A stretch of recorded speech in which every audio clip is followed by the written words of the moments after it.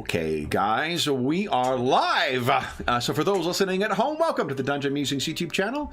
My name is Kevin Madison, and I'll be your friendly Dragon Master today, I guess. Because today we are we're kicking off part one of a two-part charity adventure playing Green Ronin's Dragon Age RPG. And this session was made possible by generous donations to the Hero Save Villages campaign, a link to which you can find in the description of this video, by both Dave and James, who combined their sessions to make for a month-long Dragon Age adventure. So I am very much looking forward to that. Dave and James, thank you very much for your generosity. I am very sorry for what's about to happen to your characters. I hope you take it in the spirit that it is offered. And with Dave and James, we have a host of other luminaries from the Dungeon Musings YouTube channel. And I'll go the order I've got you guys on the screen here. Why don't you tell us who you are and who you're playing today? First up, we've got James. Right, I'm James, and I'm playing the Templar Sir Richard Kroll, a Ferelden Templar, as opposed to that iffy Orlesian. Nice. Next up is Graham. Hi there, I'm Graham. I'm playing Brienne. And Brienne is a Ferelden Freeman, and she is an archer. Nice. Next up is our resident armor smith, Dave. Hey everybody, I'm Dave, and I'm playing Landon, who's a mage. And then those of you who watch us on the channel know I almost never play mages, so this is pretty awesome. Nice. Next up is Jeffrey. Hi everybody, I'm Jeff, and I'm playing Sir Mellorin, and what am I, a paladin? Templar. A Templar, sorry, a Templar. And you are actually Orlesian as well, which will be... Don't tell everybody I'm an outcast right away, Kevin, come on! You're not an outcast, you're just like the usurper's people. And last, but certainly not least, is Ingolf. Yeah, hi, I'm Ingolf. I'm playing Vangast, who's a dastard dwarf. So probably he is the outcast, really, but, well...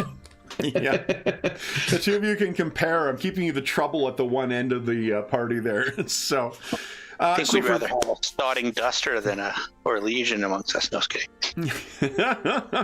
So, for those listening at home, the adventure that we are playing is called Dragon Age Empire. It dawned on me, I had a much longer name for this in the initial draft, and it dawned on me that all the games have one word for the title. So, Dragon Age Empire is the name of our adventure.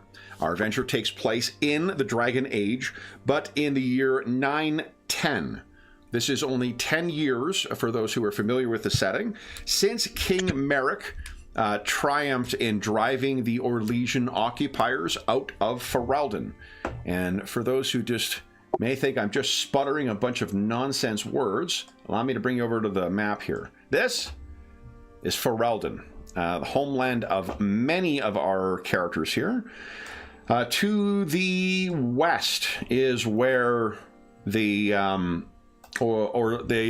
Kingdom of Orlais, Empire of Orlais, Kingdom, I think, lays Empire, because it's got Empress, what's her name, Celeste or something like that? Empire, yeah. Yeah, so the Empire of Orlais is to the left of the west. Ferelden has been freed, but only these last 10 years. It has left a number of scars on the land, both social, psychological, physical, and the 10 years has seen a lot of change in Ferelden, but yeah, this is, for those who are familiar with the setting, 20 years before the events of Dragon Age Origins. So this is going to be well before anything we've seen in a video game thus far. Unless any of the DLCs deal with flashbacks, which I don't remember. The most significant conflict in Ferelden has been the rebellion, or the, what do they call it? It's not the Orlesian War, the revolution, whatever you choose to call it. The king has sired an heir, a bright young lad named Crown Prince Kalen, but sadly 2 years ago Queen Ronin died. So while she survived through the entire war to free Ferelden, she unfortunately only got to see 8 years of freedom before she passed on, and the king has yet to remarry. Our group of heroes are a collection of Templars and Circle mages and their retainers. The Circle Tower it's in Lake Calenhat, isn't it? Right over here? Yep. Yeah. And it's from there. Oh no, it says in here, Circle Tower, right there. For those who are unfamiliar with the setting, the Circle of mages in this access their power by tapping into another dimension called the Fade. And that comes with it a huge amount of risk, because the Fade is filled by all sorts of dangerous spirits that can affect mages physically, mentally, both, or cross over. As a result of this, the mages are pretty strictly controlled by the Templars. The Templars in this setting are one of the checks on the power of mages. That was, it said, originally a cooperative approach, where the mages agreed that they needed to have some of their type not controlled, but have a sober second look on things. That has evolved over time to Templars being kind of the ultimate authority on what happens with mages. And the Templars are also connected to the church, the Chantry, and the church has links to both Ferelden and to Orlais, but it has really the same doctrine in it. It's just different folks in there. It is unusual for well, I shouldn't say there was traditionally a group that sort of is a like secret police kind of thing called the Seekers among the Templars, but that is not what you guys are. In these post-war times, it has been difficult to keep track of young potential mages. Mages who are not raised under the tutelage and of the Circle of Magi and the watch of the Templar are called apostates, and they can go. Apostates can be really evil or really benevolent. A hedge witch who happens to be operating outside of the purview of the Circle of Magi is treated really no differently by the Templars than someone who is an evil conqueror necromancer. There is also a different kind of magic called blood magic, that where an apostates go really out of control. But the real risk, both when a mage is alive and dead, is that they are a conduit to the Fade, and the corrupted creatures that occupy that area can come through. The undead in the setting, for instance, are when one type of spirit possesses a corpse, a rage spirit, a hunger spirit, or similar things. You guys have been sent as effectively troubleshooters. If someone reports problems with a mage, you have to go and deal with that. If someone reports that a kid is exhibiting strange powers, you go and deal with that. I will tell you, this is not an enviable task. You are traveling around constantly. You are the traveling salesman of the Circle of Magi and the Chantry. In addition to Sir Meliran and Sir Richard, you have hired on others, a Ferelden free woman named Brienne and a Duster dwarf named Vengest. Vengest has a connection to Sir Richard that dates back to when Sir Richard was quite young. And Brienne, I'm interested to hear how you have come into contact with it, whether you were just a mercenary or whether you had some other purpose for hiring on. But there is one other significant connection between them, and that is that both Sir Richard and Landon come from influential Ferelden nobility. When you are taken by the Circle of Magi, when you join the Chantry, those connections are shattered. There was a time when the Chantry had stronger connections, but about 200 or so years ago, another militant order called the Grey Wardens tried to carry out a coup because the head of their order in Ferelden happened to have at some point a tenuous claim to the throne. Since then, nobody talks about their noble connections. Nobody plays on the noble connections. If you are taken by the Chantry, if you are taken by the Circle, at this period in history, you're outside of the influence of those houses. So, that is who our heroes are. Let me grab everyone's token, because you're about to be attacked by a troll. I mean, I'm sure there's no trolls. Perhaps of trolls Richard and myself have got a connection. Brienne was perhaps Brienne has got a connection with Sir Richard. I don't know what you think, James. Maybe some previous action. She sort of noted her capabilities, and you brought her in with you. Okay. Maybe as a retainer or something. Okay. So, our session opens with the sound of horses' feet clip-clopping along a poorly cobbled road. And to say that it was cobbled at some point, it must have been centuries before, because it is just a exercise in dexterity for your horses to avoid throwing a shoe on the state that this road happens to be on. If any of our 5 heroes were to cast their view to the left, you would see across this mire a keep, aged and ill-kept, that is sitting on the far edge. You likely would not wish to cross here, but fortunately the road seems to roll around and then cut through a small community. You know that you have the name of this place and the master of this keep, because they're the ones who sent for you. If we were to look at a larger map, we would find you in the far, almost the central southern region of Ferelden, near the southern mountains and near the border with the Kokari Wilds, where a bunch of more tribalistic humans live, who can be very antagonistic to the occupants of Ferelden. In older days, this keep likely stood as a bulwark against such invasions. Now it is a sad state of affairs. And who is feeling the least lucky?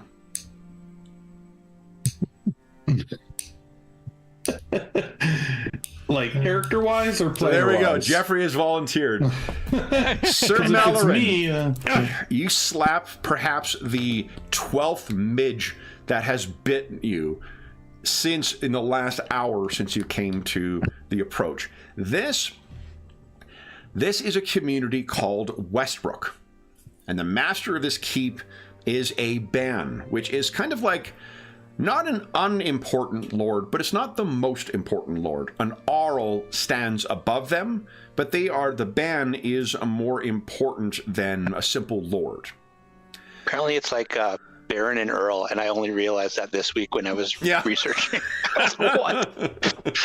They wanted to give it a little bit of a fantasy twist to it. You have come at the request of a ban is referred to as a lord, Lord Merrick Gale. Merrick Gale sent word through the Chantry for the urgent assistance dealing with an apostate mage. Now, does anyone have a focus in heraldry or history? Ooh, Landon has historical lore. Historical lore. Yeah, why don't you give us let's start with you. Why don't you give us a historical lore check? Okay, and is this exploration time? This is well. Why don't you just roll first? One thing I will say is some of the I read through the exploration rules again. Let's cross that bridge when we get to it. I don't think a lot of them are very good.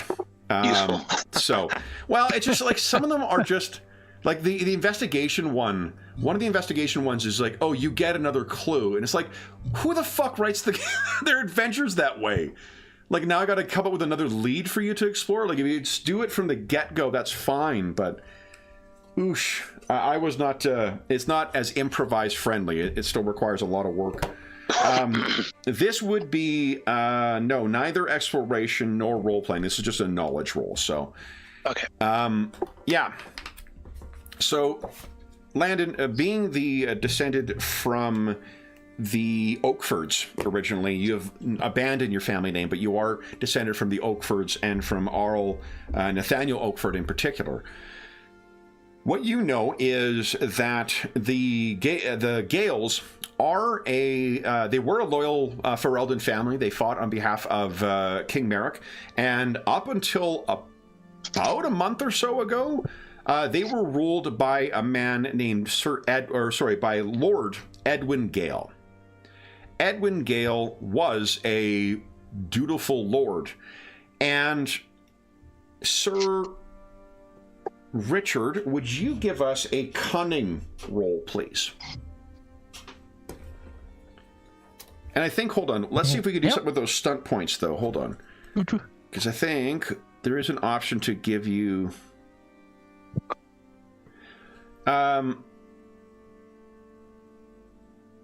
The upper hand. Yeah, let's do that. So you got +3 on your roll, Sir Richard. Nice. Because you guys have talked about this beforehand.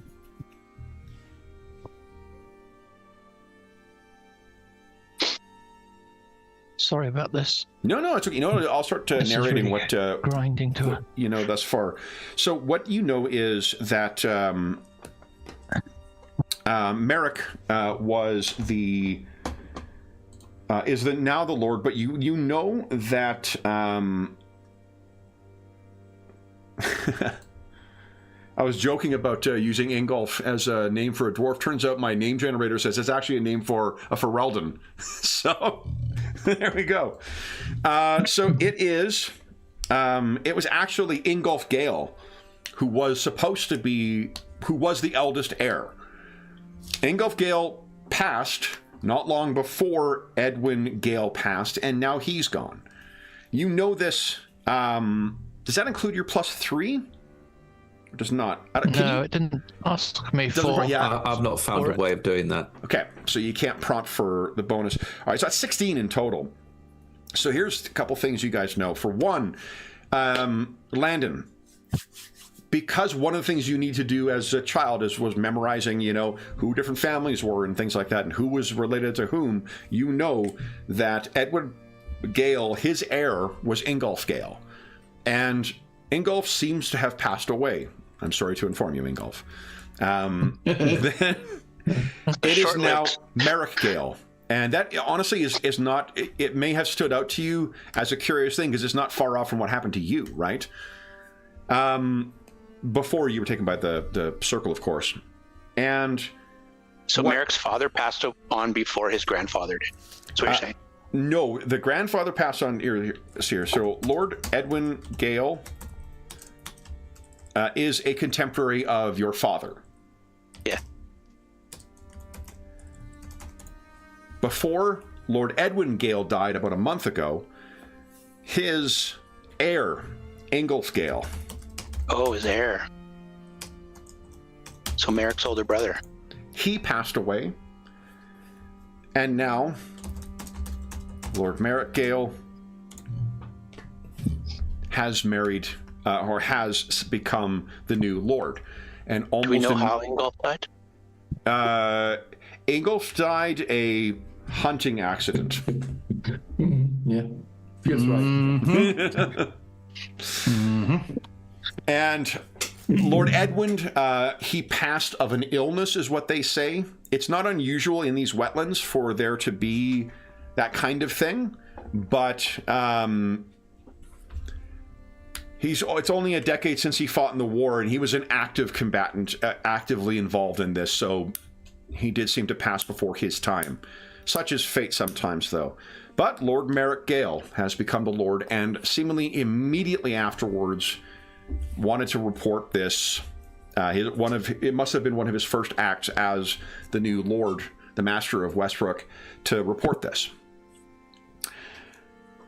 What you know as well, Sir Richard, is that Lord Edwin Gale was well known to your mother. Your mother is the distinguished Arlessa Moira Kroll. While your father passed away in the Orlesian War, she is a absolute force of nature and has continued to, as the Arlessa, to have a significant influence over the king's court and the landsmeet, the meeting of all the nobles and whatnot, where the king is voted on. That's Mother. That is Mother. You know that Mother had a great relationship, seemingly, with Sir Edwin. Or Lord Edwin, forgive me. So many sirs and lords, I gotta get my head right. I'll get it right by the end. So, and when Mother speaks well of someone, it genuinely means she seems to like them. She's not a spendthrift with praise, shall we say. So that's what you guys would know about this heading in. And he's Ban Gale. Sorry? He's Ban Gale. He is Ban, yeah. I think you refer to Ban as a lord. Double check here. Or I think it's only when you get to Arles where you're referring to it as something different. I'm only going to look it up because I know. Oh, yeah. Ban Tegan. Let's see here. But anyway, Lord will do. Yeah, but we must be careful because he could be one of your relatives in a way. To James? Yeah, to Sir Richard. I don't know. Oh, are you insinuating something? Oh, are you insinuating something, Dwarf? We don't know about his father, you know. So if his mother had a relationship with the other lord. Thank you, Vengist. I think Brian's beneath me, Vengist, as are you.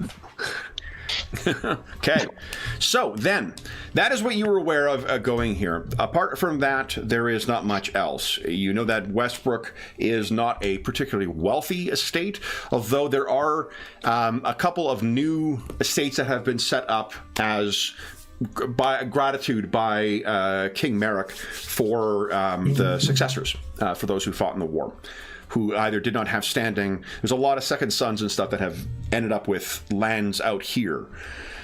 So, as you're going along, one thing that stands out to you, and Sir Mellorin, I think this perhaps is most notable to you, and that is because what you see,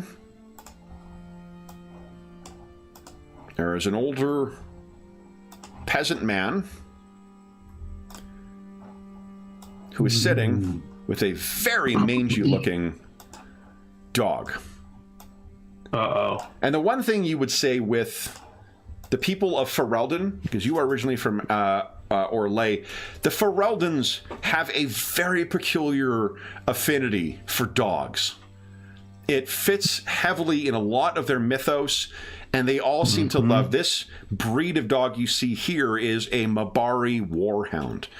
They are highly praised among the nobility, and this, he definitely, or she perhaps, looks an awful lot like a Mabari, but has the kind of manginess to him and the scruffiness where either it's been abandoned, but it seems friendly to this. They are as big and as tough as they look. So he is sitting on the road, and this is the road that would lead into the town of Westbrook, and he is sitting and seems to be having a conversation with the dog. And if you have any question as to why that's going on, you then see the mostly empty bottle he brings up, takes a big swill from. He makes that face that suggests something very strong, very cheap, or perhaps both. Plunks it back down and goes back to talking to his dog. He then sees you coming in. I want you to give us a quick description, guys. What is... Now, I know that the dwarves use rontos or something like that underground, but they don't have they don't hate horses in Dragon Age, right? They'll ride a pony? Yeah, okay. So, then all of you are on an appropriate sized horse. What do we see? Who is in the lead? Who is talking to one another? What kind of horse are you on? I'll go left to right. Start with James. Sir Richard, where are you in this? I think I'd be up front. Okay. I'd be on a pretty sturdy, if not a warhouse, something suitable for carrying a man in full plate, as I am. Okay. So a chunky big man. Yeah.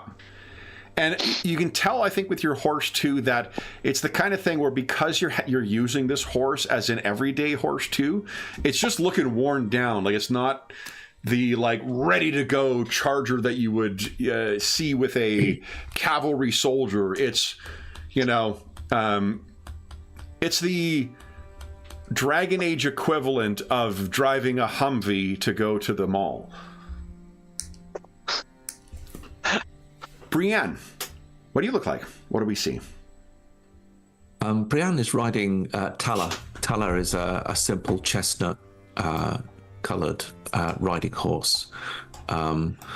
Possibly quite young, so not too large. Brienne herself has a sort of grey cloak with a clasp, and she has the cloak over her auburn, sort of spikily cut hair. She's young, piercing green eyes, always on the lookout. She's probably hanging slightly to the left of the group, with her eye on the road and the wilderness around, just to sort of act as almost like a protective screen. So her eyes are sort of constantly shifting around as she looks around, and she occasionally looks in wolfishly at this sort of discussion of noble houses and goodness knows what inbreeding, and she sort of mutters under her breath about, just really, honestly. Okay. This is how we're governed. There's no system of government at all. Dave, what do we see about Landon? Where is he and what is he riding on? I think Landon is near the front, but he doesn't want to upset the Templars by trying to put himself ahead of them, so he'll probably let Sir Mellerin ride up with Sir Richard and let the Templars think that they're, running the show. But Landon is he's generally quiet until asked upon. He's done his time in the circle, and he knows that he has a place. He's here for the chantry, and he will act as needed, but he also doesn't want to overstep because he has seen the wrath of Templars in the past, and while Sir Richard and him get along quite well, he doesn't want to provoke anyone. He wears all... It's kind of funny that you picked blue for the picture, because that's exactly what I was hoping for. Oh, nice. So yeah, he wears kind of a long navy blue cloak and some navy blue trimmings with gold underneath. And that's partly to remind people that he comes from a noble house. It's, hey, yes, I'm a circle mage. Yes, I am here for the chantry, but you know what? I'm still better than most of you. So nice. And what about Sir Mellerin, Jeff? I think that it's her outfit is much more flashy outwardly than she sort of tries to be around here. She doesn't want to draw too much attention, but I think that she looks important and she keeps her armor very shiny, and so she tends to stand out anyway, just, by her very nature. And, yep. Does she have anything that would mark her as an Orlesian, apart from the overall, keeping her appearances up? Probably there is something on her armor or something that was a marker, but she's got some kind of a cloak or something that she sort of wears over it, or like tries to make sure is like always pulled over her shoulder to keep it not in anyone's face. Okay. And finally, Ingolf, what do we see? Wait a minute, aren't you dead? Van Guest. What do we see with Van Guest? Yeah, I think Vengus tries hard not to look like, not to stick out too much. So he has a cloak above his armor and just tries to look more like a servant, just riding behind all these important figures. Okay. So he can sneak off when the time is right without being noticed too much. Very nice. So he would just very, very gray and unnoticeable in a way. Okay. So the duster dwarves, the lower caste dwarves, usually are marked on their faces with tattoos. Ingolf, do you have any idea what your tattoos look like? No, actually not. I don't. Probably the cloak has even a hood or something, just to not to stick out too much. Maybe just pretending to be a smaller version of a servant. So as you guys are riding along, you can picture that while the road's in shit condition, but it is up at least out of the muck and the mire to the left of you. As you're walking along, this guy looks up at you, and he has that. You're not sure if he's struggling for his eyes to focus or he's struggling to process what he's looking at, but he's staring at you long enough so you can definitely be in earshot when he turns to his dog and he says, "Careful, Emmylou, I think we're being invaded again." And he looks back at you all. "Well met, army. Well met." He does not rise. Well, neither should he. or could he at this point, likely. Could he? Yeah. Emmylou turns and kind of looks at you guys. Ears are still up, not flat against the head. Oh, good. Hail, Good boy, Freeman. good girl. And a fine, my Barbie there. And hello, Templar. What? You are a Templar, are you not? I am. Have you come to set things right here? Tell me what needs fixed. Well, That needs a Templar. let me first say, while Emmylou runs her mouth, I try not to be a gossip. But have you come here about our Lord? We have been summoned. We are coming to see the Lord, but I don't see what that would require a Templar for. I'm not curious. I'm a curious of that myself. 2 Templars, and is that robe person? You a priest? Or a mage? You have a keen eye for one who sits by the side of the road. Well, I conserves me energy for watching.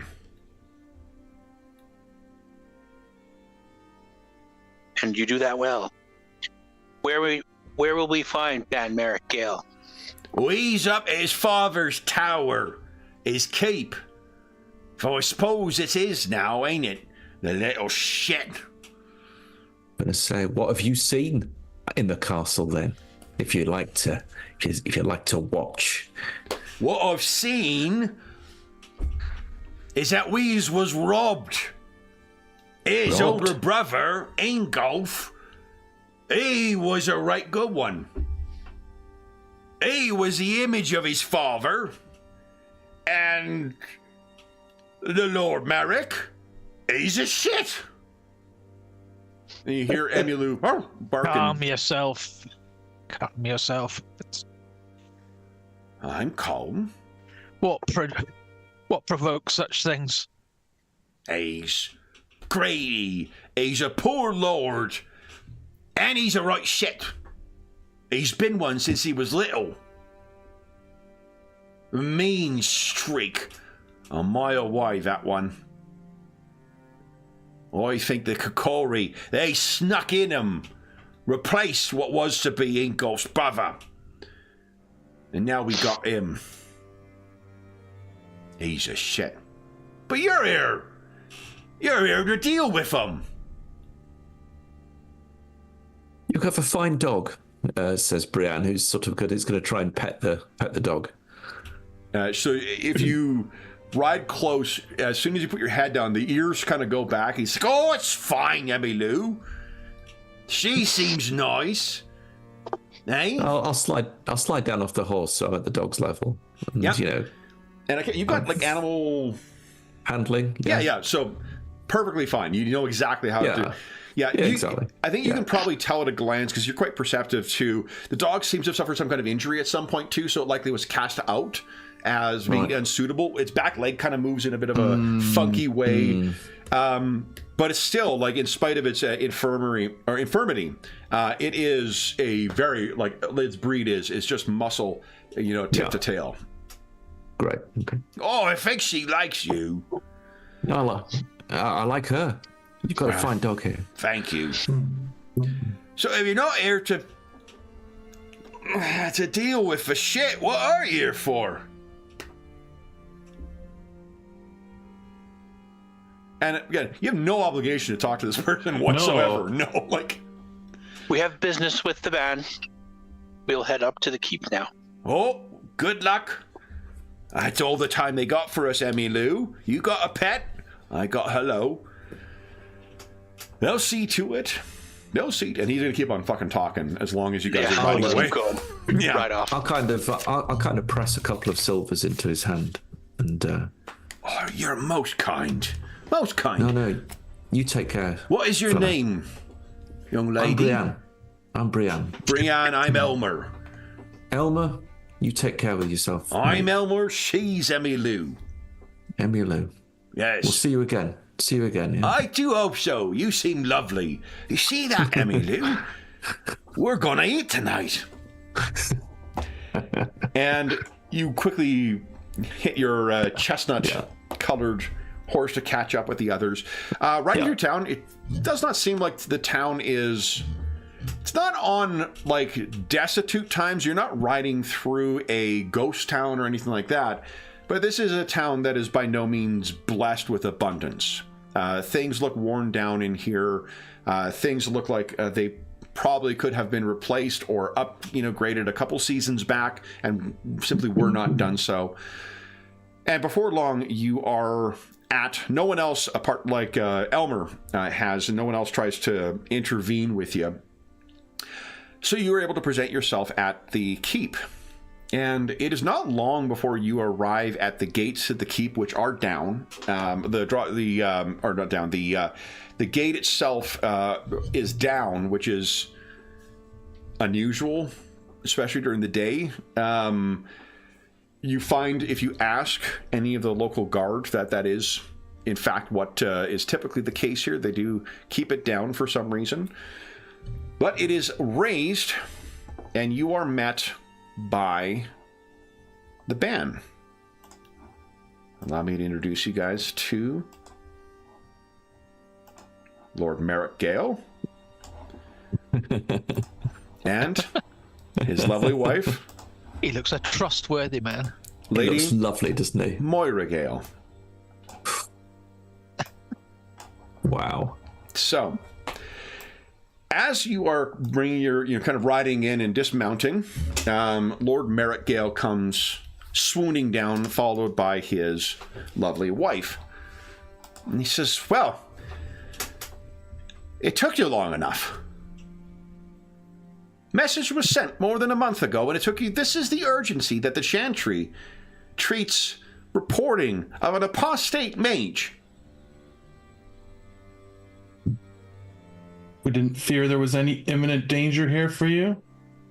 Oh, and how would you have made that assessment, my lady?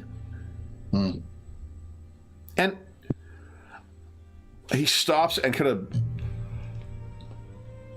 forgive me, madam, but is this before my dear departed father bled to free this land? But is that an Orlesian accent you have? Yeah, what of it? You want help with this mage or not? And he looks over at the Templar as if to like say, like, are you Orlesian too? And he seems to. Now that's a face I do. What is your name, sir? He points at you, Sir Richard. My name is Sir Richard Kroll. I would expect you to know my mother. Well, I've heard of her. Your mother is the lady, Our lesser Moira Kroll, correct. His eyes get kind of big, and Brienne, you can see there is Lady Moira, her mouth opens like almost a gape of like not realizing, and then Merrick looks back at her, and you can see she quickly tries to compose herself back to the pissy image that she seemed to put on at first. And would you give us, any of you guys can go ahead and give us a perception empathy. I think that's, yeah, perception empathy. If you don't have the focus, you can just roll empathy. You're okay for that? For just roll perception. That's great. Yeah, just roll perception then, please. I see nothing. Okay. So Vengest. So, and that's a fail. Is there a way to just roll perception? Yep. You just click on perception, the word. Oh. Okay. What? Oh, that was surprisingly good for me. Yeah. Oh, that's awesome. Oh, here. Oh, okay. Sorry, I'm on the wrong page. That's why. Okay. So. I'm too busy being insulted. Yeah. Keeping you occupied. All right, hold on. Where is this? What I want? Nope. Nope. Nope. Nope. Nope. Nope. Nope. Nope. Nope. Nope.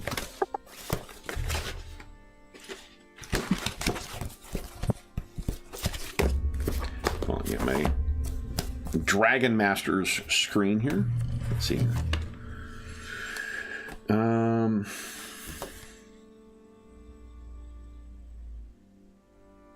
Okay. So here's what you guys pick up. And I'll go from surface level and then more in, because Vengest is, it's always good to check in with the dwarf because he definitely picks up things that some of you guys have missed sometimes. Sir Kroll, it seems as if once Merrick looks up at her, she goes back to her demeanor. And for what it's worth, she doesn't seem perturbed in, like, at you guys the way her husband is pissed at you guys. She just seems deeply unhappy and displeased. Mm-hmm. And what she is having a hard time keeping her eyes off of you. She keeps trying to look over, and then if you make her eyes, she will look away from it, but she keeps looking back for some reason. Sir Mellorin, what you can tell is there is most definitely tension between these two. The look that he gave her speaks to a ongoing source of friction in an ongoing relationship. As if something has come up and it's like, don't fucking say something, or something to that effect, you know? Mm-hmm. Vengest, she fucking hates him. There is absolutely no love between them. And there is something about hearing about Sir Kroll being here, or being Moira Kroll's daughter, that seemed deeply surprising to her. Lord Merrick was surprised as well, but his surprise is that, oh, I didn't expect you to be this influential person. Her surprise seems more personal. So that is the interaction that goes. And he says, well, then, at least this is Lord Merrick again. At least the Chantry graced us with one good Ferelden to assist with this. And you brought a mage with you as well. Mage, what pray is your name? Landon. Of the Circle. Have we met, sir? I don't recall. You have an apostate for us to deal with? I do. And he's narrowing his eyes at you, like trying to place where he knows you from. Late you may be, I'm certain that you are tired from your journey. Please, my servants will show you to where you will be staying, and your retainers. Well, the way you spoke of how long it took us to get here, I'd expect you to have us working right away. Well, I expect, and he points at Vengest, that one might see in the dark, but I don't expect the rest of you to. And it is easy to ride off the road in these lands and find yourself drowning in a mire. I would see this task dealt with before the... Sir Richard, was there a road? I don't recall a road. Yeah, sorry. Apologies. Are you certain we have not met? Oh, I'm quite sure I would have remembered you. He's studying the eyes like, is he insulting me? Is he insulting you? He doesn't seem to think he's realized. He's landed on no. He's landed on, I know you, and you're better than me, but... Yeah. So he...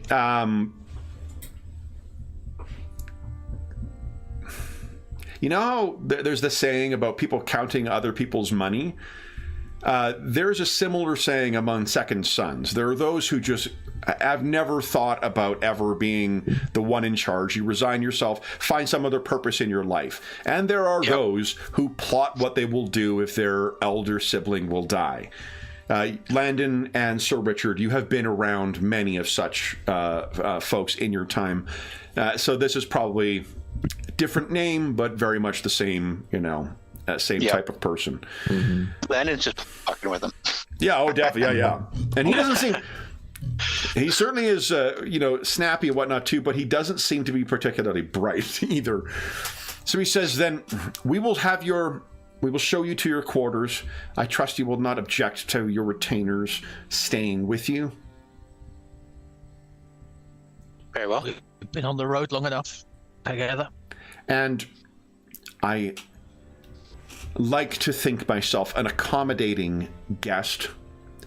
Will you have your retainers dine with us? We will be discussing business. The other option is for them to dine with my staff. No. I think on this occasion it's better that they dine with our staff. There's Sir Richard being a diplomatic again. Fine. The way his mustache twists, it makes him think that he bit into something that displeases him. I mean, you would know that at least Vengest would eat with the staff more likely, because he would try to find out things that they wouldn't tell you anyway. Well, that's why I suggested it. Yeah. So, sorry, you're saying that they're going to eat with the staff? I thought someone said that they were going to eat with you guys. Yes. No. Sorry, I was suggesting they should eat with the staff. I was suggesting they should not. Okay. They're our companions. They're not our serving staff. They're our friends. I think we would have talked about this on the way. Yeah. or had some experience with it. Yeah, you guys are going to but maybe there's a disagreement between the... the two of what you think is the best. I don't know about you, Vengus, but I'm not blushing at all. I'm just enjoying this royally, actually. Yeah, no. So Vengus, he's uncomfortable because that would shine a light on him that he doesn't want to have shown on him. So he cannot blend in if he's the subject of the conversation. That makes a little bit more difficult to do his normal job. But you might get a sense. Does the senior enchanter have all the acolytes join at every dinner? I think that must be getting rather. I think Brienne to egalitarian circle of mages. Oh please! The first enchanter doesn't dine with anyone in the first place. And yes, the acolytes. Exactly. The acolytes eat with other mages. This is not the first enchanter that we're dealing with today. Vengus, Brianna, I think. This is a ban in a. I'm sure you'll feel more comfortable. Yeah. Interacting with our kind of people. Yeah. Say it like it is. Yes. Yeah. Should we keep it real, Vengus? As I say, as I gather the horses to take their way to the stable. So then I guess on the way, Landon just decides this isn't a battle worth fighting, and he'll let them, Does seem to be a battle. Yeah, but then when we're at the room, Landon really kind of wants to push this guy because he's just, I don't know, doesn't have a good feel about him. So, but he lets go. So then, and it was worth it. I imagine, while Sir Richard, I should say, and Vengus have traveled together for a very long time, since Sir Kroll was squired to the Templar Order. Sir Melrin has been a long time too, but she's a recent arrival here after family stuff went awry.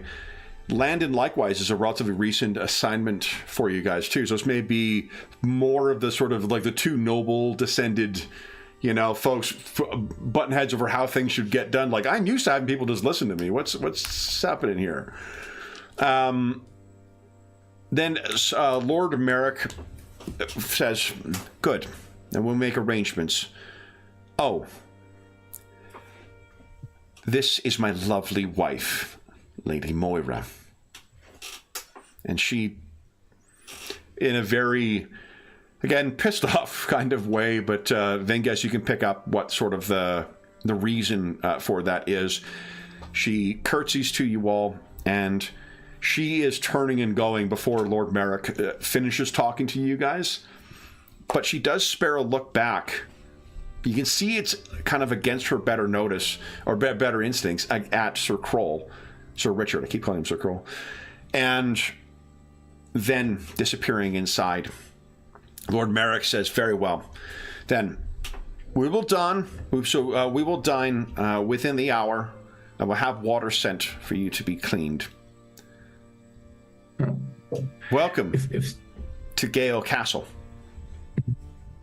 If there is any possibility to just give some quick talk to Sir Richard, while I don't know, maybe I should get his horse. Everyone's getting the horses out, and you're sort of lashing things up. What would you want to say? Yeah, so try to, maybe, I don't really know, but first of all, this lady is not in love with her husband. She despises him, but you may have noticed, but she is very interested in you and your mother. So you might want to inquire why she does know you, because you do not seem to know her. Intriguing, but maybe my mother's connection with her father-in-law was known to her. And I would try to talk to the staff here. Normally, the people here are servants of his father already, so their loyalty will be maybe much older than Lord Merrick himself is. Exactly. Vengus, you and Brian do what you do best. And let's see if that Sozzlehead's comments of him being a shit is true. It wouldn't surprise me. It looks shit. It's Brienne. I would say that most of the time when someone gets into this position by some accident which is very, very positive for himself, then there is money involved or some crime. But I don't know. Maybe we can find out.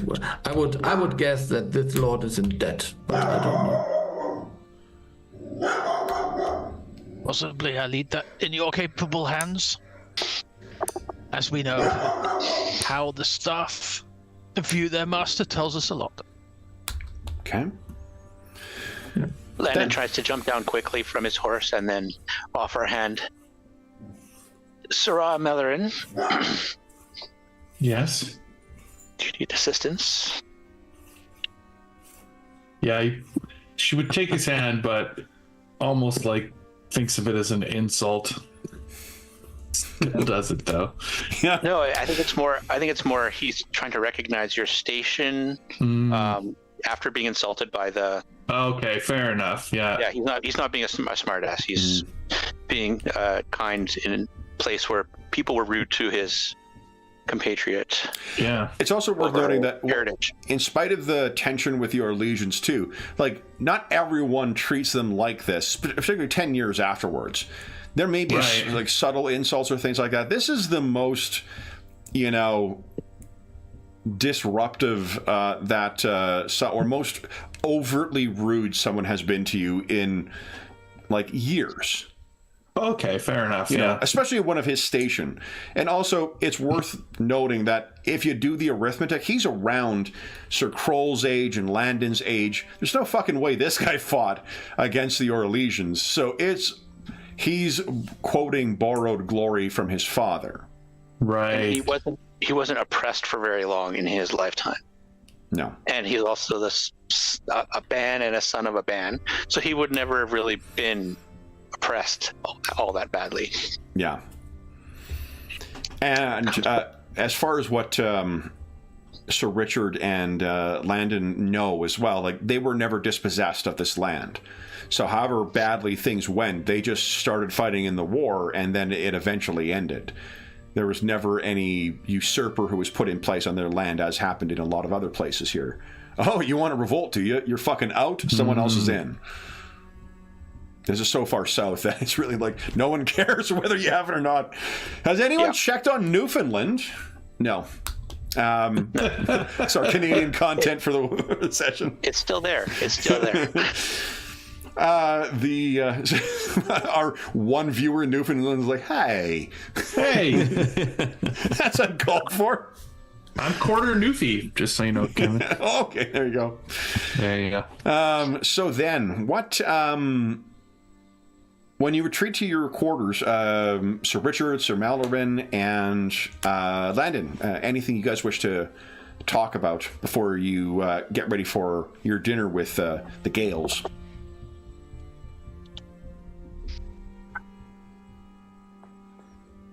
Hate suffering through people like this. Worst part of the job. Yes, he's an insufferable little prick, but we'll get the work done and we'll leave here as quickly as we can. There. I think he recognizes me, but he doesn't know from where.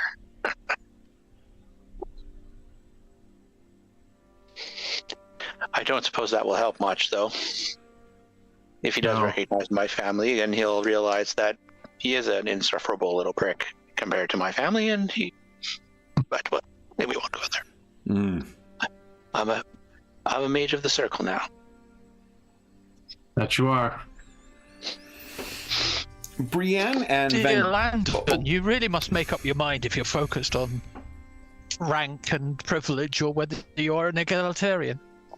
It has my head spinning sometimes. So Vengist then. What do you think? Just how friendly was Moira with Lord Edwin? Just trying to work out, the relationships. You know what these lords are like, lords and ladies. It's maybe this is Sir Richard's castle. Maybe this is all his, you know.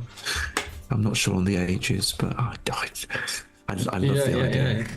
Yeah. This old pile, he can add it to his lands. You know, so, you might say it comes with my uprising, but upbringing. I'm sorry. Isn't it strange that the first thing that guy did was to rat out someone as an unregistered mage? So his brother was dead at the same moment he gave notice, or his father died. Yeah. So this is something he planned ahead. Probably. This makes me very, very suspicious. And we don't know whether this is a coincidence that we are here, or this was something that he could have known that Sir Richard would be the one who was sent. I think they're a little surprised that he has the connection that he has. Yeah, so I think they may have planned some things, or he may have planned some things. He didn't plan to get Sir Richard here. Yeah. I don't think. So I would say that the person we are supposed to deal with is someone who is a threat to his position. Indeed, and I'll sort of slap the thick stone walls to one side and say, I could see Sir Richard here. He'd fit right in. He'd knock all that through. Yeah.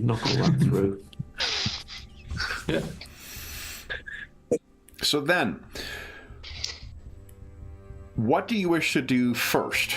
The dinner with the Gales, or the mingling with the little people? I'll tell you that the mingling with the little people is likely going to be just a couple of dice rolls, and then we'll see what you guys uncover based on the results. All right. Yeah, that's good. Yeah. And by little people, you're not having a go at dwarfs, are you? There. I am most definitely not having a go at dwarfs. No, definitely not. The common folk, the small folk. Yeah. So then. Yeah, just to be, I mean, not to make up too much stuff up, but does Wengest have some connection to the Carter? He does not.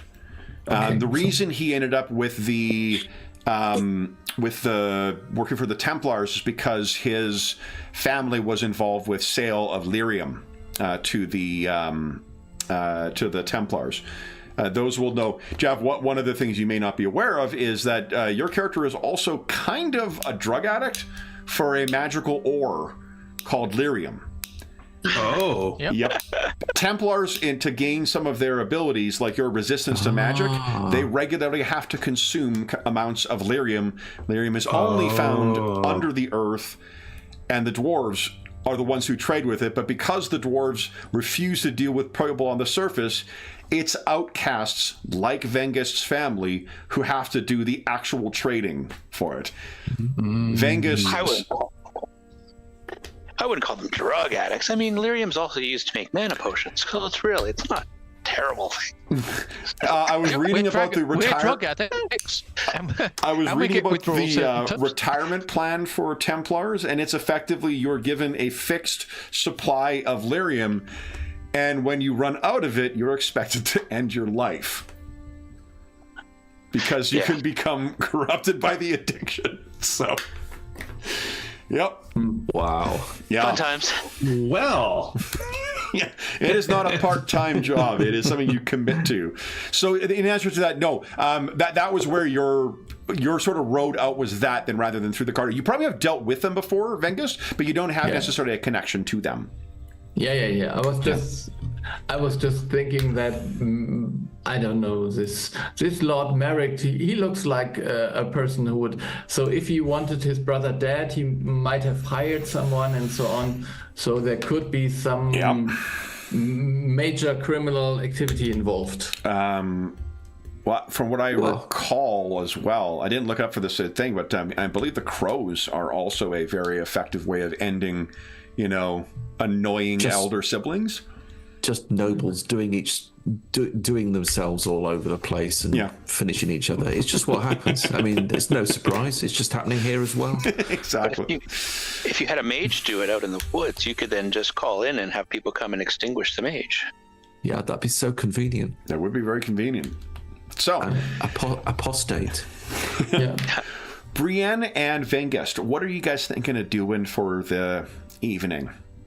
Do you wish to... This will help inform what dice roll we're going to make. So, are you thinking of trying to be chummy with some of the folks in here? Are you just trying to eavesdrop in? Are you trying to bribe anyone? What are you thinking? I think one with the people. So I think it's a case of enjoying a good meal, perhaps telling some tales of our background, just to sort of spice things up a little bit, but also, just drop in just the occasional question about, Yeah. It's all change here, isn't it? It's all change. Yeah. I think Brienne is the one for the talking, and Vengast is the one who is maybe a little bit more sneaky, just standing there in the corner where he won't be noticed, but very acute hearing to hear things that weren't for him or so. So look around at Vengist. Oh, sorry, Vengist. There you are, sorry. So why don't, Brienne, would you give us I think it is communication, persuasion. Yeah, I've got persuasion. Yeah, because that's what being friendly. How did I do? Okay, that was quite good. Yeah, that was pretty good, 18. actually. Yeah. Yeah. So, and then what? If I remember, one of the ways to measure degrees of success is to look at the stunt dice. That's a 5.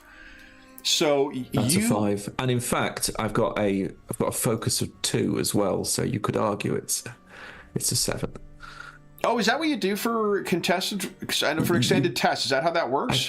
Maybe it's extended, but you can do that. You can add the focus onto the stunt die. So that's great. Yeah, so you've made, I think, Brienne, as is often the case, you have made very close friends with some folks. What questions do you have? So it'd be a case of it's always the way with the noble kind. It seems to be that the ones who are so bright and so good are the ones that just don't seem to make it. It's so sad. So what has happened here, and what is your take on this, on these portentous events that have taken place in the household so recently? So I think by virtue of just how well, this is going to kind of take all of your, whatever points you might have generated by this is going to be one, because they are quite happy to tell you that they are certain Merrick murdered his brother and then murdered his father. Yeah, so with 7 points and that good of a roll, they're not as blatant about it as what Elmer and Emmylou. I just realized too, when Anna was barking at someone outside, I'm like, I really should have called the dog Anna, because I'm gonna be like, oh, guys, you can still hear Anna outside. So, and to say you can hear Emmylou, that is a little too. I have Emmylou's ashes in here, so that seems a little wrong to do. But what you pick up on a less grim note, what you pick up is that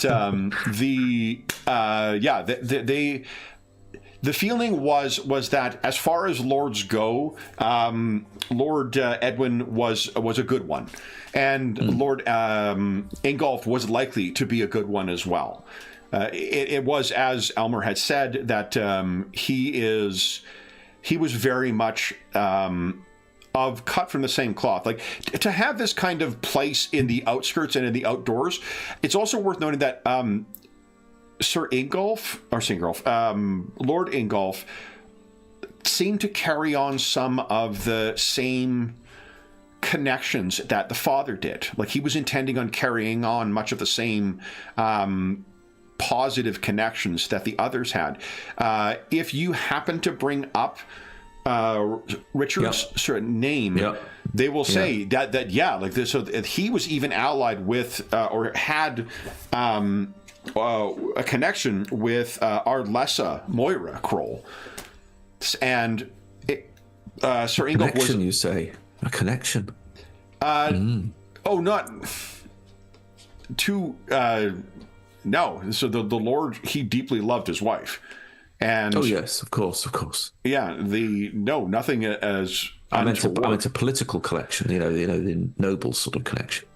That also, and I think it's a woman who tells you this too, but it's also like that is cheapening the power that the Arlessa has. That's the kind of slander that people like to try and raise against her. Right. That as if she is being untoward on her way towards power. She is just an incredibly powerful woman, and no one in their right mind would say such a thing around her. For yeah. So no, he just has it seemed that Stringo, and there was so that I think is the extent of what they speak of. So they are quite candidly willing to tell you they are fairly certain that Lord Merrick, there is a trail of blood leading from him to the throne of do they say anything about this apparent apostate? I think you've kind of filled the boots. Yeah. If that likely is that. So Vengas, what would you like to do? I would just try and maybe overhear something about who the wife of this Lord Merrick is. So she has to be someone from certain status and maybe with her own agenda, because probably she, I mean, when she was married to him, maybe she was only marrying the second son. So it cannot be out of ambition that she married him. Or it's a gamble, but I would just like to hear something about her, if possible. Yeah, sure. Why don't you give us? So I think the active thing, I have no doubt that you will be able to sneak around well enough for this. So I think the active thing will be the perception. Yeah, with empathy or? It would be hearing. Yeah, I only have seeing, so that's... So it gives you your perception. Yeah, I would just use perception. Yeah, nice! Look at that! All right. Yeah, 6 stun point. So this is exploration. Anything that you wish to try and uncover. Let me tell you while you're considering that, what you uncover. It seems that just by listening in and perhaps prompting one or two things, you find that she is from a place called Heathmart. And her, I'm trying to remember what I named her family. Let's see here.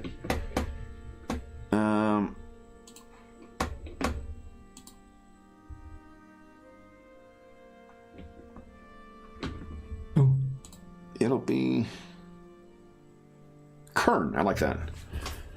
Her maiden name is Kern, Moira Kern. And the Kerns are they do not have the impressive castle that the Gales do.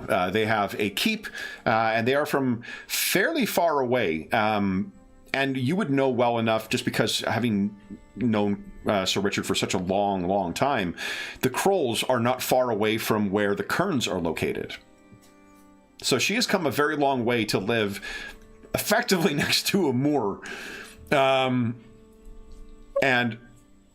this is likely when the lands meet occurs and all the nobles meet. There's all sorts of, in addition to dealing with the government issues, there's also people being married off and whatnot. Yeah. So she was one daughter too much, and she had to go. Precisely, and she drew the shortest and dankest straw of all. You can marry that guy. Oh yeah, great. It's also know, something that it dawns on you now. What color is she wearing? Yeah, black.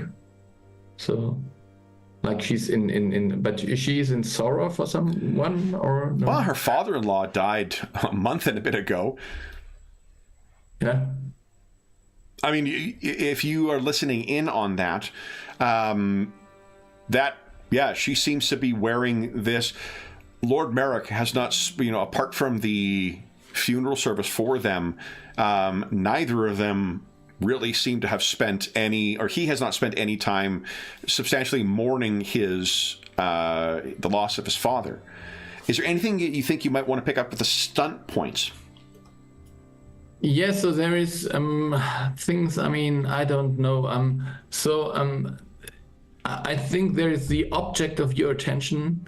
So it would just give a +1 bonus to anything that will come up later about this. Sure. That's something, because I remember that I heard something here, maybe. You also rolled quite well, and you got a fucking huge stunt dice, too, for results. Is there anything else about her that you'd want to try and listen in about? Yeah, I don't really know. So right now it's just keep it in your back pocket, and we can flash back to it if something comes up that you're I mean, I actually overheard something. I didn't realize that would be important. And maybe that, or just I mean, the other thing could be that maybe this Lord Ingolf also had a wife, or was he unmarried? So some loose end, maybe. It's uncertain. What you do know is that she was, for her, unfortunately, married to Lord Merrick. There wasn't promise to Lord Ingolf, but Lord Ingolf was, again, like from everything you overhear, he seems like a lovely person. And so Moira was supposed to marry Lord Ingolf? She was not. No, she was married to marry Merrick. Yeah. Which speaks of the hard times her family may have found themselves in. That the best they could do was marry off to a second one. But so there were no children from Lord Ingolf. No. So there's no one who is in immediate danger or something. Yeah, he did have a wife. She passed on without children, and he had yet to remarry. I see. Yeah, so it left Merrick. Yeah. Although that, again, it's another person dead. You don't think? No, couldn't be, right? No. All right, then we'll keep that in your back pocket for you, and let's go to the dinner. So, Sir Richard, Sir Mellorin, and Landon, anything you guys wish to prepare before you meet with the Gales for dinner?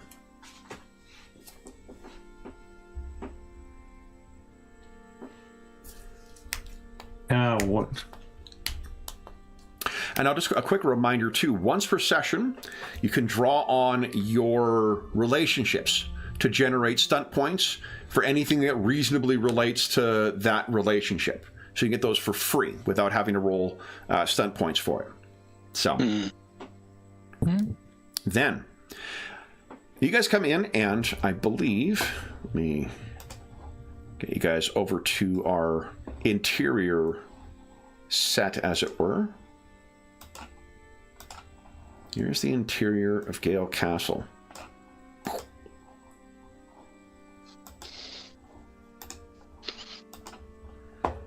And I'm going to set you guys aside here. Oh, Sir Richard.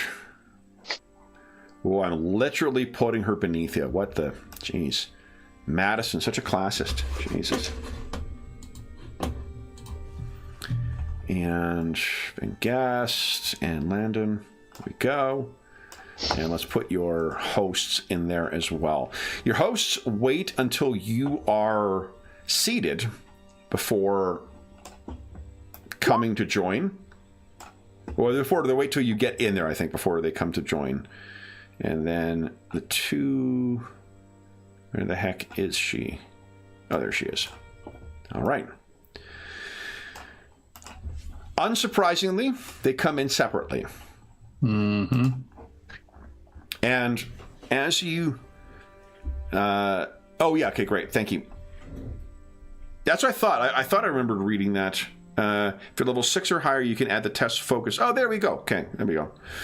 All right, so you guys come in, and you need not make any perception check, but largely because Sir Merrick, let me put his name on the thing here so that both you and I can remember what his name is. He has the look of the cat that ate the canary. He seems deeply pleased with himself, and he seems to be looking pretty intently at you, Landon.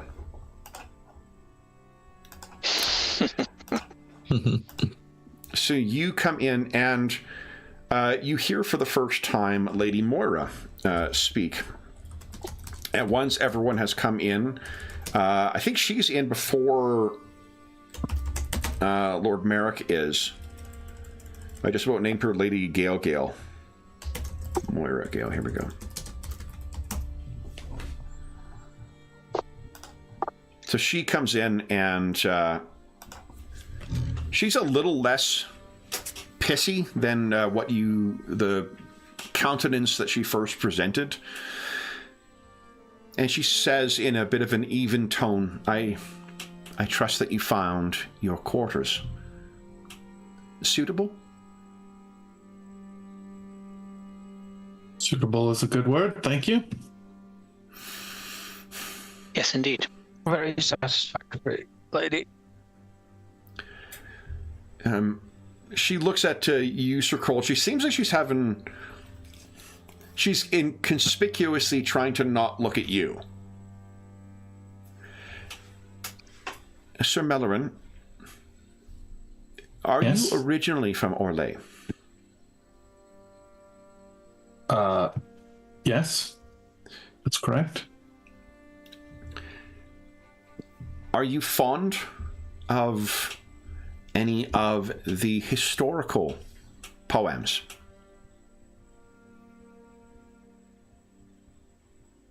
You decide one way or the other. Totally your call whether Sir Mellorin is into that or not.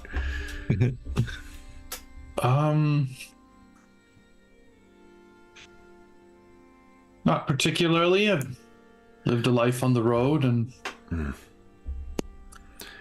not often had time for those type of activities. She kind of nods as if it was foolish to ask. Of course.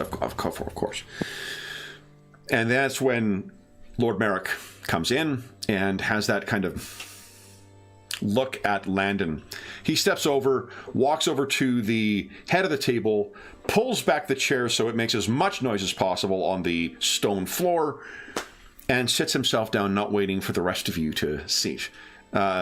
Lady Moira gets that same look on her face that you saw when you first met her, and she, flushing slightly in her pale cheeks, please, have a seat. Sit down. And Lord Merrick waits until a plate of food is set in front of him in silence, scoops up a drumstick, and points it at Landon. Oakford! And he bites into it like a triumphant warrior.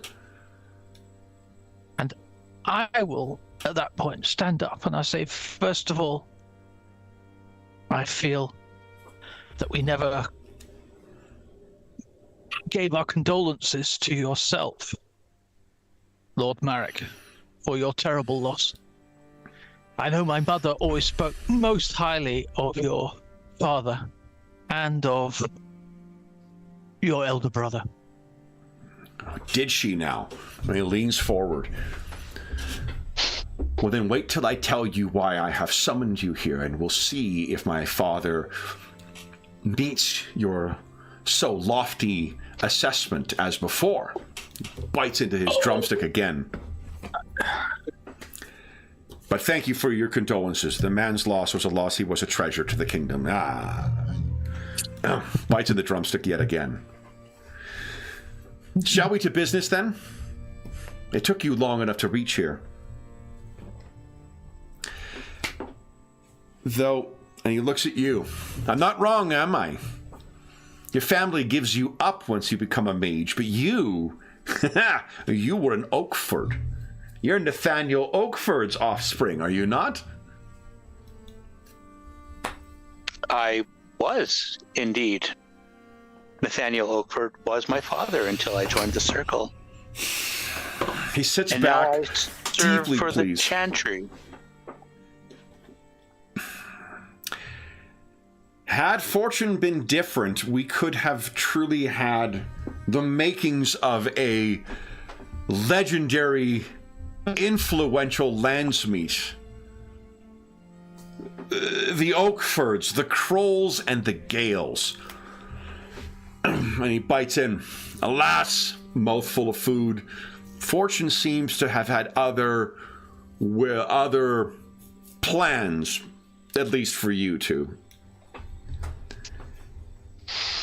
Indeed, we serve the Chantry and the Maker, and you serve this band. Well, I serve our good king, even in his most unorthodox. Do I have the gossip right? Has he brought the Grey Wardens back to Ferelden?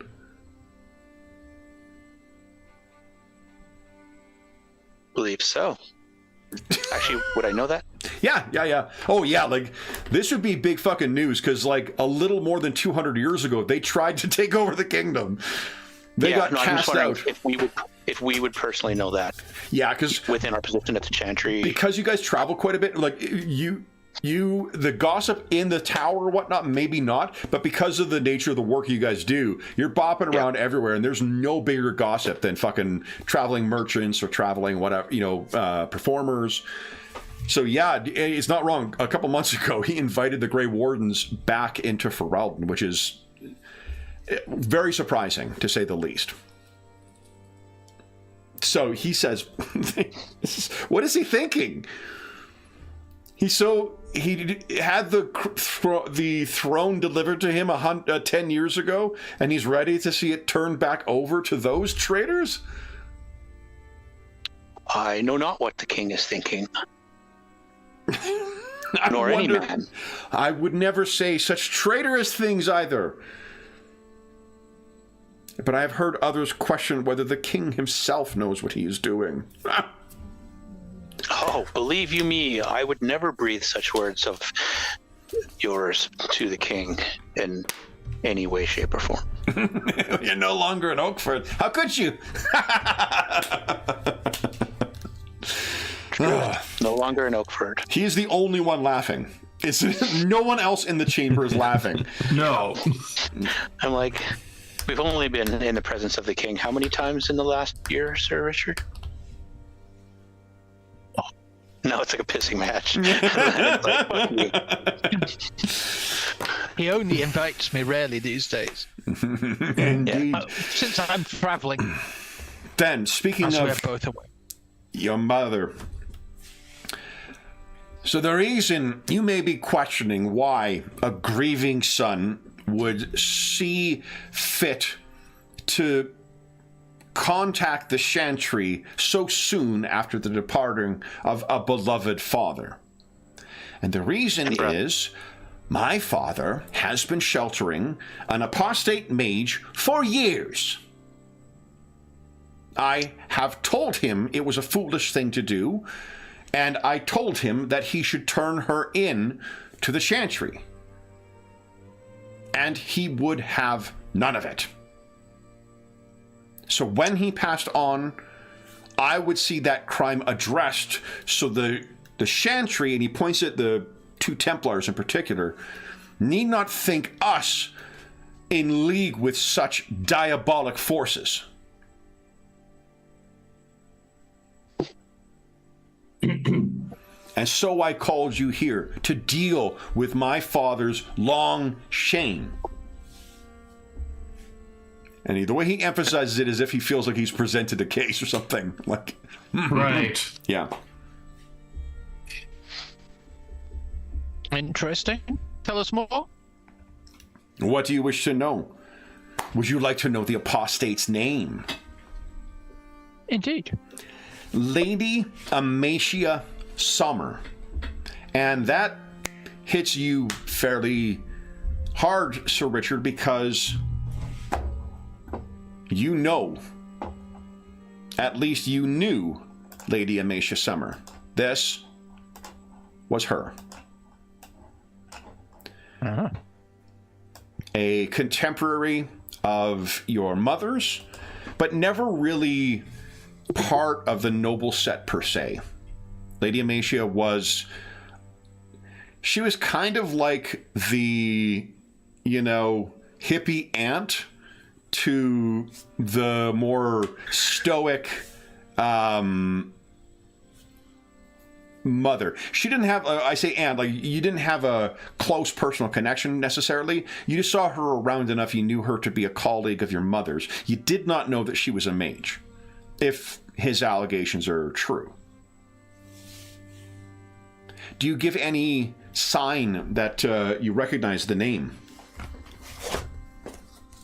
Or... I raise an eyebrow. And he says, I see, you've heard it then. A noble woman, or one who claims to be, hiding her apostate nature in the very courts. Can you think what could have been done? And my father supported this. He allowed her refuge. But when he passed, she fled and has taken up refuge in a lesser lord's hall, Crow Hall. And does anyone who's at the table, so Sir Richard, Landon, or Sir Millerin, do any of you guys have like geography or anything like that as a focus? It's not. It's a fairly small place, which is why I would make you roll for it. I think, Richard, you can give a military... Oh, you got historical lore, Landon. I have historical lore. Does that help? Yeah, you can give that. And then I think military lore you could also use, Sir Richard. Okay. And Try that then. Sir Millerin, if you just want to give us a cunning roll. Look at that. Holy smokes. Okay, so this is a knowledge one, which I think is probably exploration, if you want to spend stunts. Sir Millerin is very focused on something else. Biting my tongue currently. Yeah, it's a full-time exercise, apparently. So both Sir Kroll and Landon, you both recognize... So the Crow Hall is one of those places that sort of... It was one of the fabricated lands. And you know... So you rolled 17, Landon. Maybe it's a matter of like once a noble kid, always a noble kid, to try and keep on top of what lord is lord of what castle kind of thing. Crawl's about... and I think and this fits perfectly within how we're doing it, but I'm going to use with a flourish. Oh, nice. Okay. And what is... Let's see here. With a flourish... A manner of my success impresses those who are nearby to watch you and have a +1 to oppose tests against them until the time or venue changes. Awesome. So that'll include things if you're trying to wheedle anything out of Lord Merrick while you're talking to him. Yeah. So both, yeah, you would know then. So Crow Hall was a place... it's a curious thing because he simply calls himself Lord Varn. He is truly like the lowest level of nobility. He's basically a jumped up knight. He is a second son who won an important battle against the Orlesians at some point and was granted land in exchange. You know that Crow Hall is up in the mountains. It is seemingly around no valuable resources, so there's no useful mines that are nearby. There is a large lake, but that is simply it. Crow Hall is almost kind of a... it's almost like it is a playfully mocking name for it, because crow is not a noble animal. So... but you know that the community that's built up around Crow Hall, they seem to be successful. There is, fish and whatnot that can be caught from the lake, and there's some scrimshandering that can be exported out elsewhere. Large bodies of water to fish in are rare in southern Ferelden, so there is that, but it is not... There's nothing beyond. Like, it's sort of, there's going to be one community you hit before you get to Crow Hall, and there's fuck all else beyond there. So if she has gone to take refuge with this guy, it is someone who likely has no standing army, no money, and there's nothing further beyond than a bunch of hills and then the Kokari Wilds. So both Landon and Sir Richard, that's what you would know about that place. Sir Richard and Landon, do you make it known, or do you give any indication that you are familiar with this place? Or do I think I have to if I'm going to use with the flourish. Be like, oh, Crow Hall, I know that place. Isn't that the old lands given off to Lord Varn after he won that measly little battle, and go on for a little bit, and then leave him kind of like dumbfounded that I know so much. Lady Moira is very impressed with this. Oh, this is more, the kind of noble I'm used to being around, not my fucking idiot husband. The idiot husband, on the other hand, he definitely seems he's not pleased with this development. Then, have you met Lord Varn? Probably not, because I would have been shuffled off to the circle. So. Yeah, and he's a little older than you guys as well, than Landon and Sir Richard. So he would have been in a generation that did actually fight during the Orlesian occupation. I'm sure Nathaniel Oakford has met Varn, but I have not. And then, if you're familiar with him, you will know the way. I understand she has taken refuge with him.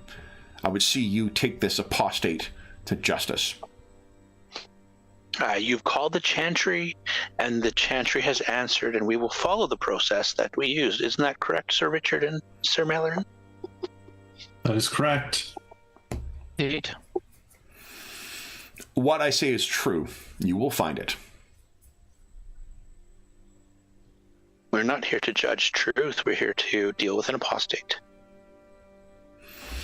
And how what is the apostate done that's so revolting that you've decided to call it in while your wife is seemingly still wearing black and mourning the loss of others? He looks shocked and looks at Sir Richard and Sir Mallorin. Do you treat apostate mages with such cavalier attitudes as what your pet mage does? Is not the existence of the apostate sufficient enough to merit the attention of the Chantry? I have learned that sometimes people use the term apostate merely for people that they dislike or they find inconvenient. He points this mostly eaten drumstick at you. She's a wizard, a mage, an apostate, a blood mage, perhaps. You will see. She's also an abomination on Wednesdays.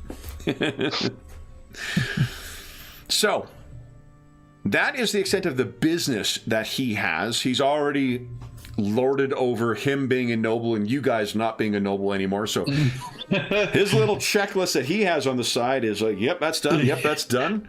Have I been an absolute prick? Yep, that's also done. I got him. Okay. Do you guys wish to direct the conversation towards anything?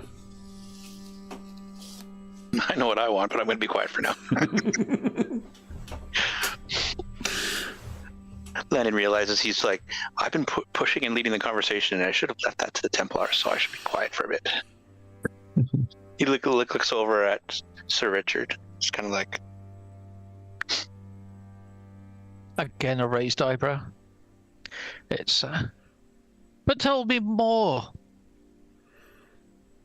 Lord Marek. What evidence do you have of her being a Maleficarum? I have seen her make use of spells with mine own eyes and you can see he's about to say his father's house, and then he's like, in my keep. Please describe. Perhaps Landon can draw inferences from your description. Yeah, he'll describe working some kind of healing magics. There's some kind of divinatory thing that she has done.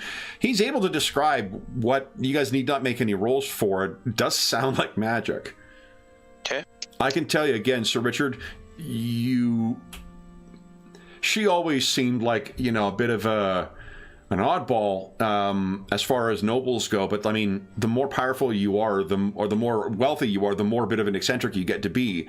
And do you want to give us let's see here.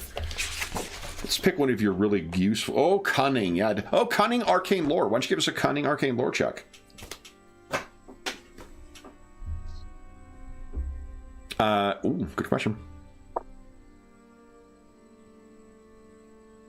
Yeah, I mean, James can decide whether he wants to ask that. Or... No, I think that's. So you have 4 action points.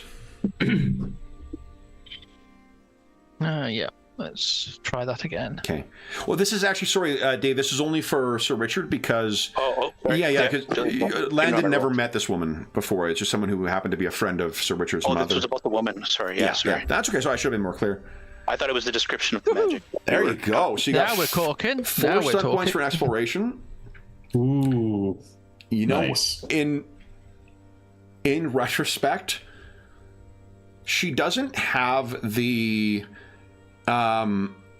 she doesn't have the... Like, you never saw this lady, Amacia, make use of spells or anything like that, but there were definitely things that...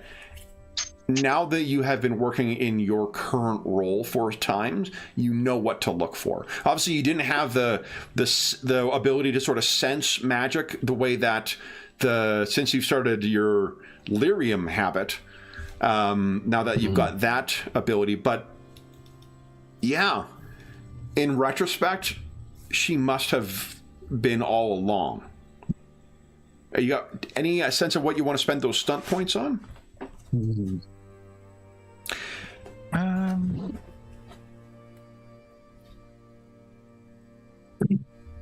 I think the object of my attention, that gives me a +1 bonus for further tests to examine. Or Sure. Yeah. We'll roll that forward in the event that you so meet I think her. the object of this is... And as if by telepathy, I'll ask that question. It is unusual for someone to openly display magic. Not if the Lord of the Manor approves of such magics. Unusual even then. Tell me, But Sir you Richard, disapprove. what is your estimation of my father now? Another bite on his drumstick. Oh. 'Tis always a balance, is it not? What I hear from you and what I hear from my mother, his reputation. I shall investigate further and let you know.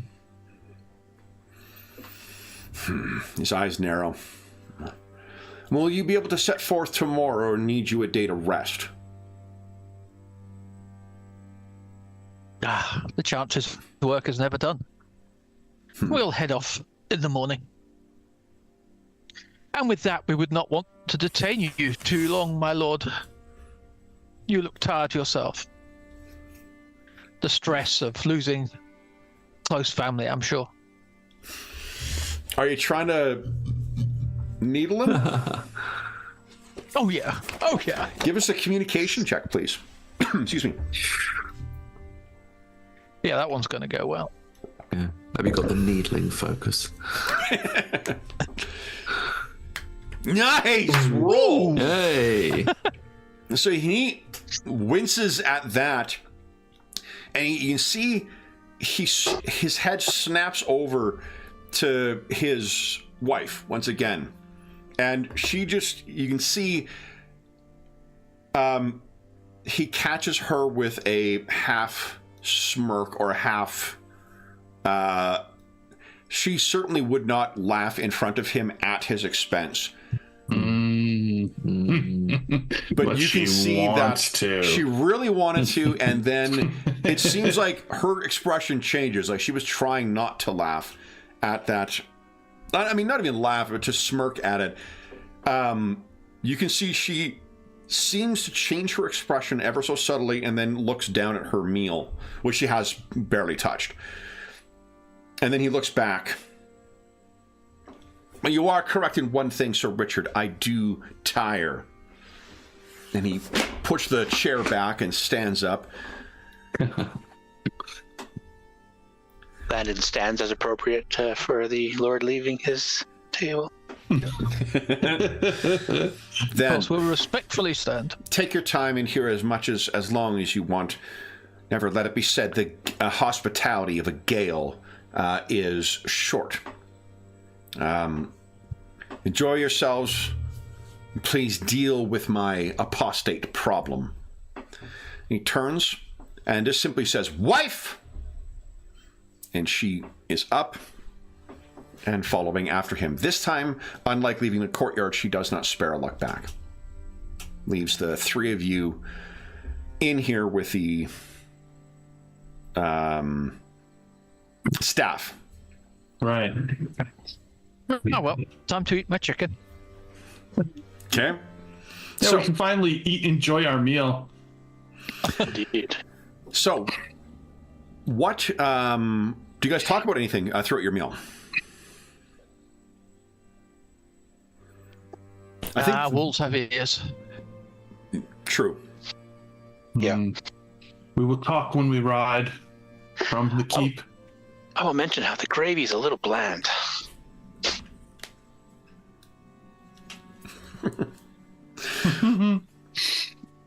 The wine's not bad. Could use some Orlesian red, though.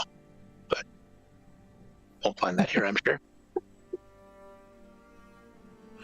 So, anything Guys, else come on. you guys wish to discuss before you return to your quarters?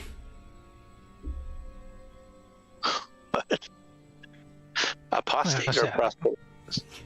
Save it for the road. So maybe there's a moment when you look at one another and you can tell that you both want to say something, and it's like, the road? The road. Road. Yes. Okay. Looking forward to the road tomorrow. So you, Can't wait to get started. you return back to I'll your pass quarters. by Vengus. Yeah, I'll pass by Vengus and Brianna too. So I Hear think what they told. So. Brianna is certainly easy to find. Vengus is likely going to find you. I think. You don't find Vengus. Vengus You don't finds find Vengus. Vengus finds you. Yeah. So, who I am wants to have the Batman. conversation with Vengus or Brianna?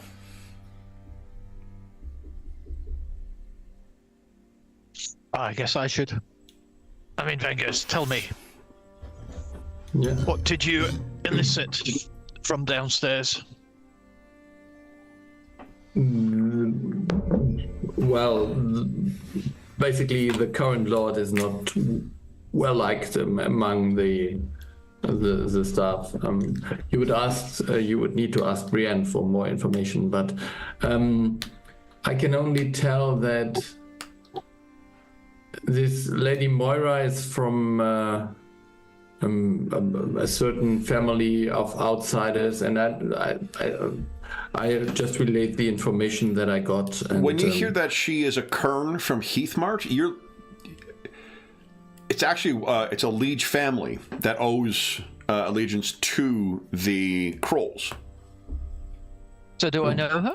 Ah, You'd heard I before. recognize her name. Well,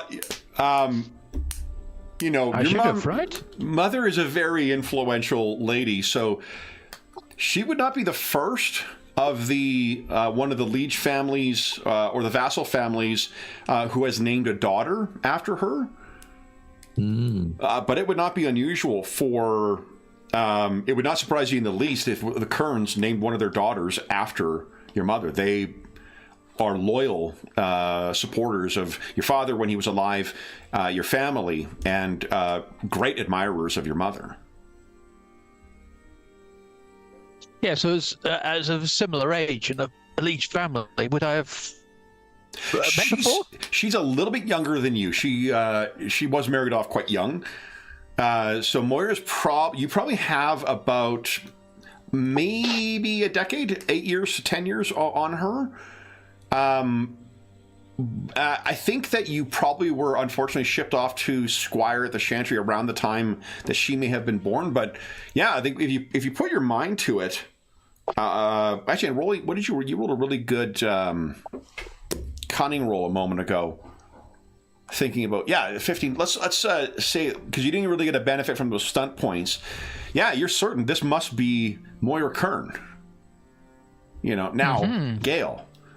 I wouldn't say you know her, but you know the family, and the family is.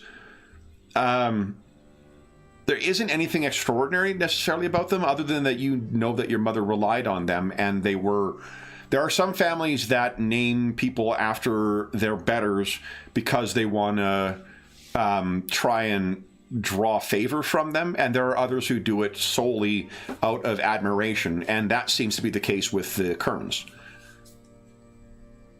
It will seem almost inappropriate to make her a widow. Oh well. Hopefully she'll marry better next time and inherit well. Better luck next time. Yeah.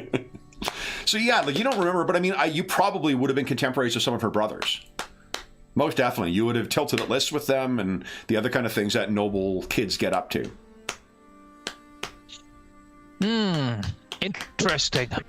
We will need to speak when I come back. But also, she may be a source of information at some point. Let's see.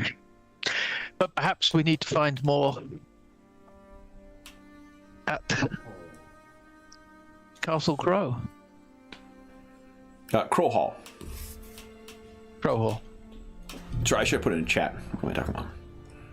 Come on, Madison. There we go.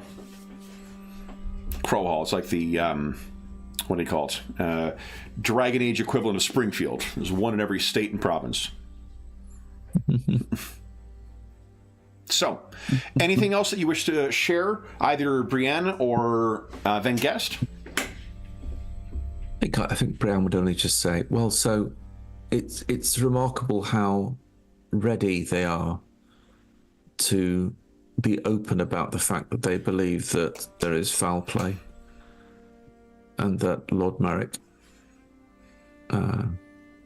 has not behaved as he should, and that the line was really strong and good, both father and elder son. Yeah. And yeah. I mean, if possible, then there would be the possibility to just go and maybe try to get some information whether the staff also witnessed or how they felt about Amacia Summer.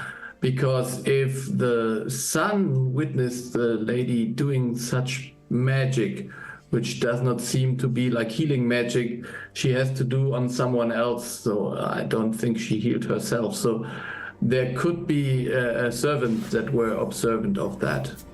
So there would be the possibility to get some kind of independent opinion on what she did and why she did it.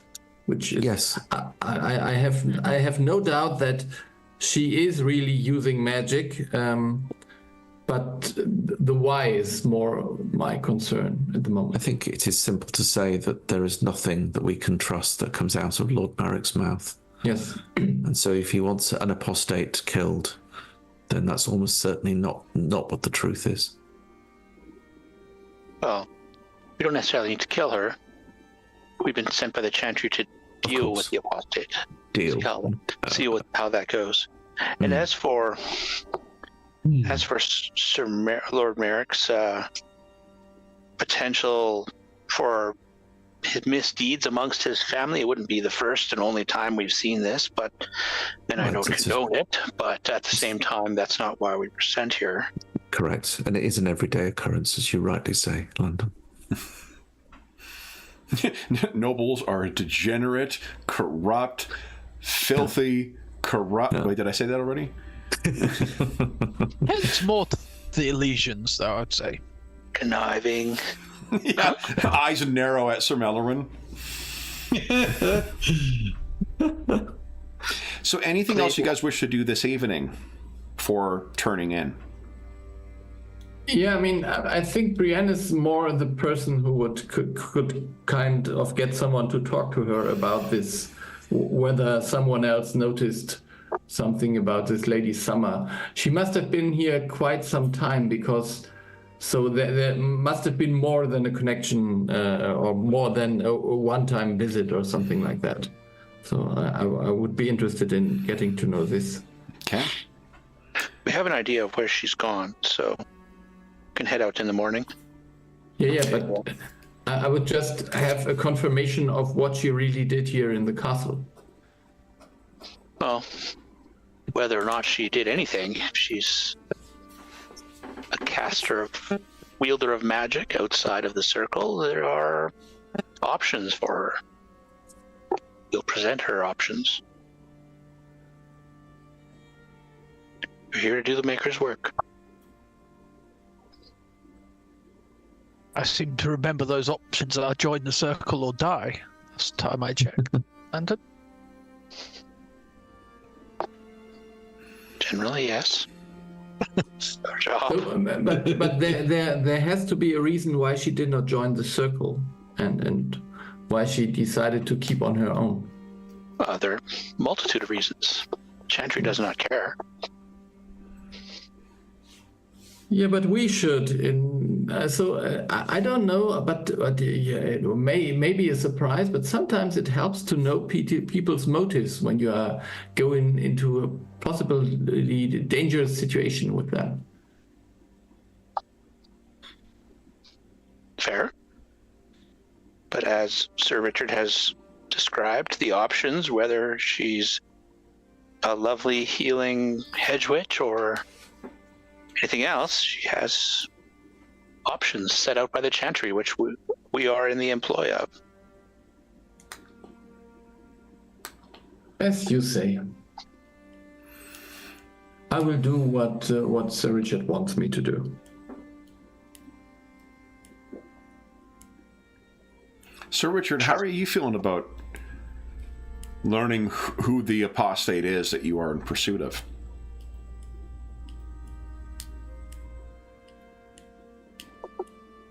I'm curious, and it could be undesirable to come across to a need to take action on someone familiar to my mother. But the Chantries will be done. And Sir Mellorin, We shall see. how do you feel about all this Ferelden politicking? It's tiring. We have a job to do. It's clear our host is a bore and a jerk, but we're here to do a job, and And whether we should just be. Sir Mellorin is interested in being involved in the great game as well.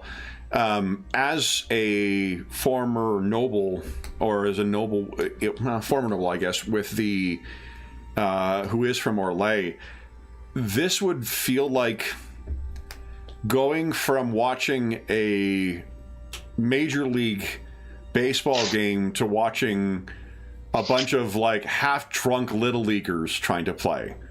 Right. Like the scheming that this idiot is getting up to is so crude and simple in comparison to the intricate plots and whatnot that grace the court of the Orlesian Empress. Right. It's a bore, Okay. so to speak. So then, I'm not sure, unless you're waking people up and trying to shake them down, there's not really an opportunity to do more persuasion stuff this evening, Brienne. But you could try and do something like that maybe tomorrow morning before you depart.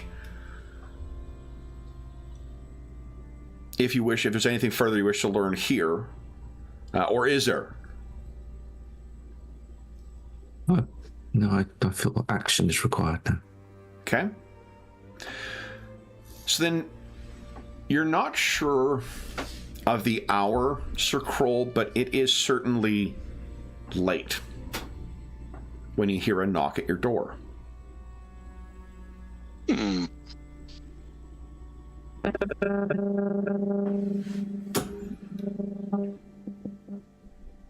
Charles. Slide open the bolt and stick my head out.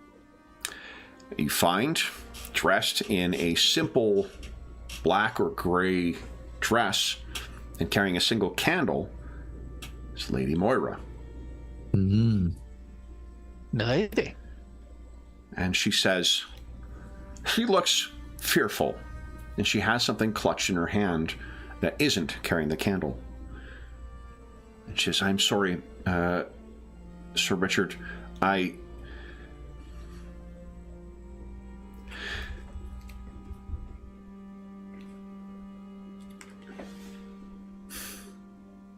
Lord Edwin was...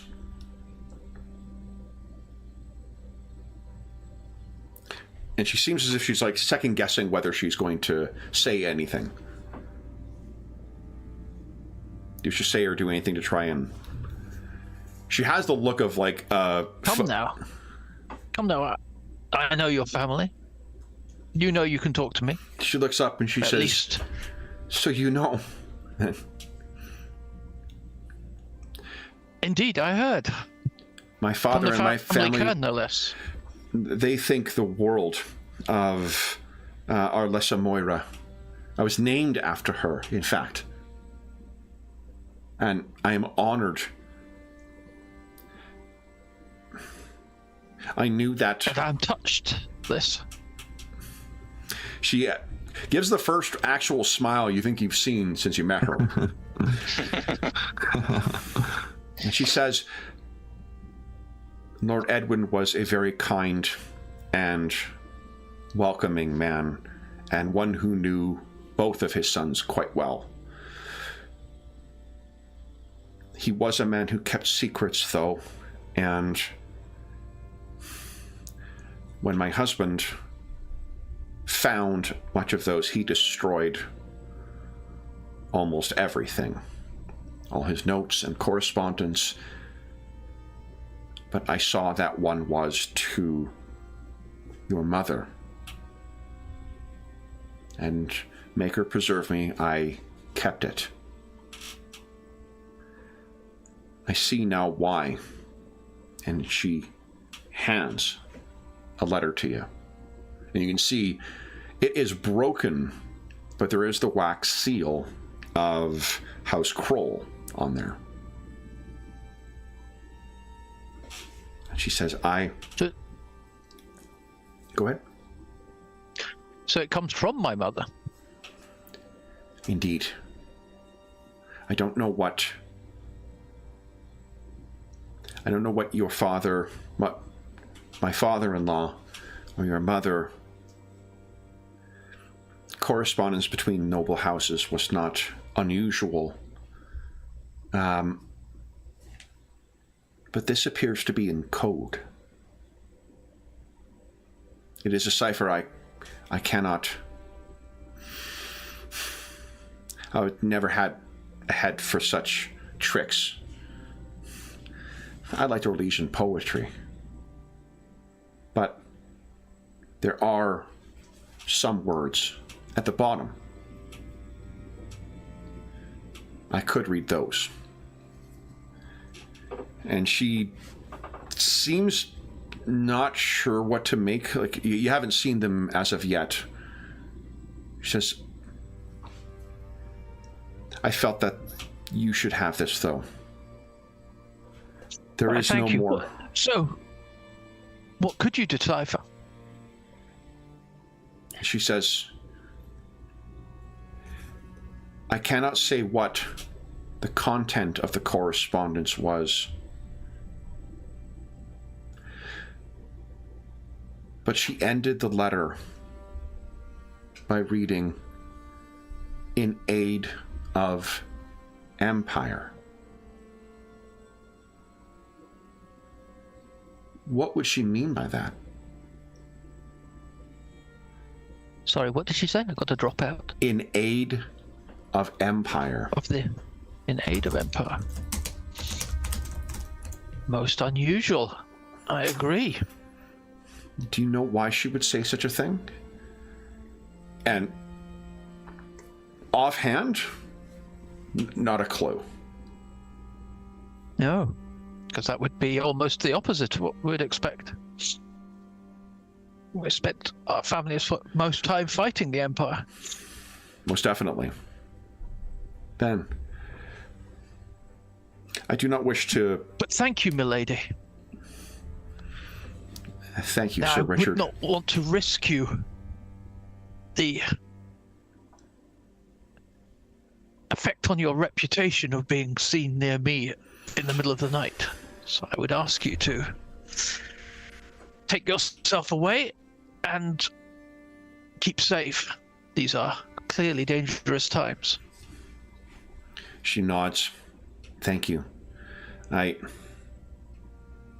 whole life I heard only of the honor of House Kroll, and it has been a pleasure to see a member of that house in the flesh live up to those lofty expectations. And it's just good to see a friendly face of a friendly family in these distant parts, when there's otherwise not much of a friendly welcome. I wish you safe travels to Crow Hall. And I would take care. I don't know Lord Varn well, having only met him once. We have seen a great deal of dwarves go to Crow Hall of late. I don't know. Lord Edwin always said there were no mines there, so I don't know what they would be doing out there, but... And she shrugs. Take care. And she turns and leaves, leaving you with a note that she did not exaggerate in the least. It reads in your mother's handwriting at the bottom, in aid of Empire, and it is written in a cipher. And that is something to ponder over our mid-session break. So we'll take our mid-session break now, and then we'll come back. We're already, like 2.5 hours into the session. Crazy. For those listening at home, we'll be back in about 5 minutes, and then we'll see what happens next. You see, we're going to have to make this a 3-session game.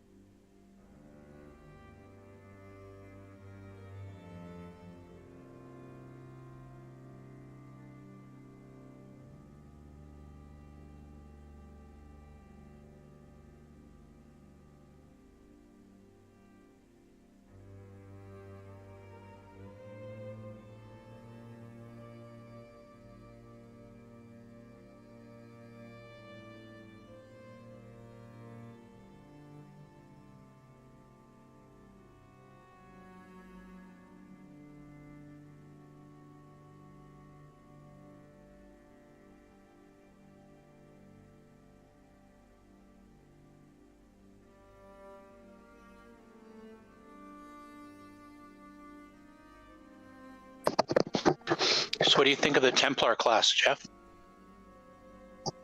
It's pretty cool. It's I want to see it in combat to get a better feel for it overall, but it's pretty complicated for a like the whole setup of it. Like I like that. It's not simple. It's not like your basic fighter, and it's not like a healing fighter. They've got like a whole bunch of anti-magic type skills as they progress. Yeah, which is kind of cool. It's a different take.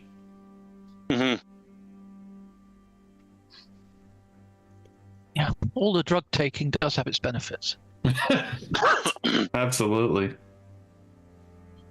Well, yeah, that's why I was like, hey, easy on the whole drug thing, because that's kind of what we do to get our mana back.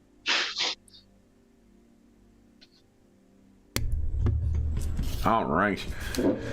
Have you taken a peek outside, Dave? Yeah, it's ridiculous out there. It's like Christmas time. Oh my God! We today alone we got between 6 and 8 inches of snow.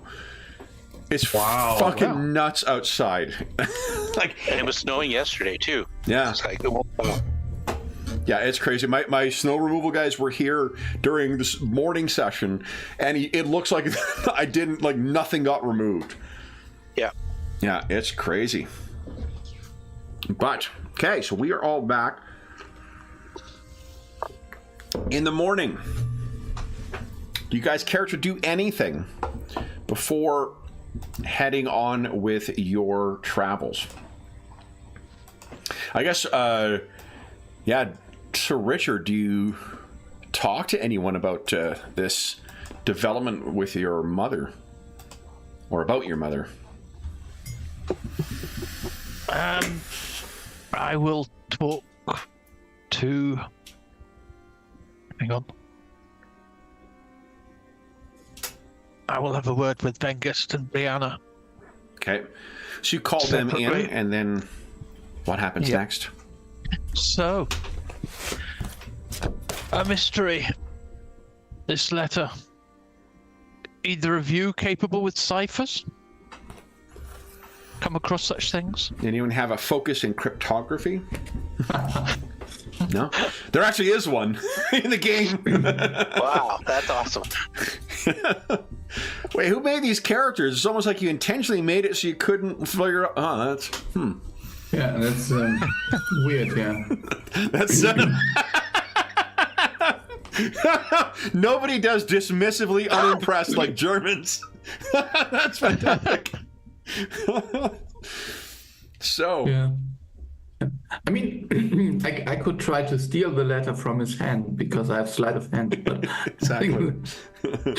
Now in the game, you still could unless I could be remembering this wrong. I don't think that focuses are intended as like gatekeeping thing stuff. If you have, they can be. Oh, they can be. Oh, okay, then yeah, cryptography would be. Yeah, they can be. They can be. In an adventure, it would be written as such and such required. Oh, okay, got it. Cool. Yeah, so there you go. There, right. Yeah, I would personally believe that Brianna and me shouldn't be able to decipher something because it's just weird. Why would these characters have that ability? I mean, look at us. Come on, like how the fuck would we? I mean, I could pretend I can read it. That's for sure. So yeah, give some sort of deceptive message. Oh yes, here it says here. Well, though you weren't evidently part of the Carter. The Carter, for example, would definitely have. Yes. So, another mystery. The Empire reference makes no sense to me. It makes no sense at all, does it, sir? No. And are you sure that it is about the old empire, the Orsalian Empire? Maybe it's even something, empire. Or the Tevinter. Yeah, something empire. even older. I mean, if it relates to magic. Still very unusual. The Tevinters never come here. And, I mean, you know, not to put a point on it, but the Orlesians killed your father. There's no chance that your mother has a lot of sympathies with Orlais. No, so it makes no sense. So, not is all as it seems. This has some other meaning, which we must solve. To Crow Hall. The Crow Hall, see what we can find there. I have readied the horse. Okay. You guys prepare Time everything? to strap on the armor. Lord Merrick? I'll probably check the straps and so on. Okay. Get the whetstone out on the two-handed sword. Yeah. Get it gleaming. I think if you check it in the video game, it's actually called a big fuck off sword. No. Then what? Is there anything else, Landon? Is there anything you wish to do before you depart? You know, sometimes the wisest advice is to listen to other people's advice even when you don't believe it's necessary. And Landon was like, oh no, we have our role, the chantry, this is what we're going to do. But maybe, just maybe, some additional context to the magic that was done in the castle would be beneficial. So I don't know if there's someone that Brienne could say, Brienne or Venkus had figured out who might have witnessed some of this in the past beyond Merrick. They would have to take time, which would mean delaying your departure. I mean, you guys were riding like for days up until when you arrived here. So like it certainly wouldn't be untoward. It wouldn't be unusual to take an extra day.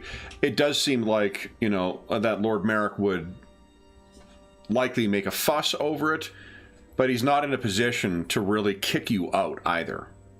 No. I mean, I could just some pretend that we had some problems with, I don't know, one of the horses or so on. So, I mean, I would be able to deceive. One of our horses is lame. I mean, the people didn't speak of such things when we ate with them. And we don't know if it was just the family that was present. And we don't know the contact. I think some form of magical activity, especially one that was unexpected, maybe, would have been commented on maybe towards the fore in our conversation. I mean, you wouldn't ask about magic. You would ask about well, if someone was there when Lady so-and-so was here. So Lady Summer was here. So the question is, she must have been some kind of regular here in the castle. She must have been here multiple times in a way. That's at least my impression. And so and then there would be some at least hints of so staff will always notice, even if you don't think they will. They were very They will have forthcoming. their opinions about the person. They were very forthcoming when they spoke. They were very open. But there was no mention of this. We could pursue it. Let's just head out and we'll figure it out as we go. All right. I don't think we should delay. Okay. Also, I don't want to be around Merrick any longer. Yeah. This is what I get for a charity session, an NPC who just irritates the fuck out of me? So, you guys set out on the road, and let me show you what, give you a sense of the landscape you'll be riding through. Unforgiving Ferelden landscape. I have spent a great deal of time in the last little while, not only reading a lot about Ferelden, but trying to find a sense of place.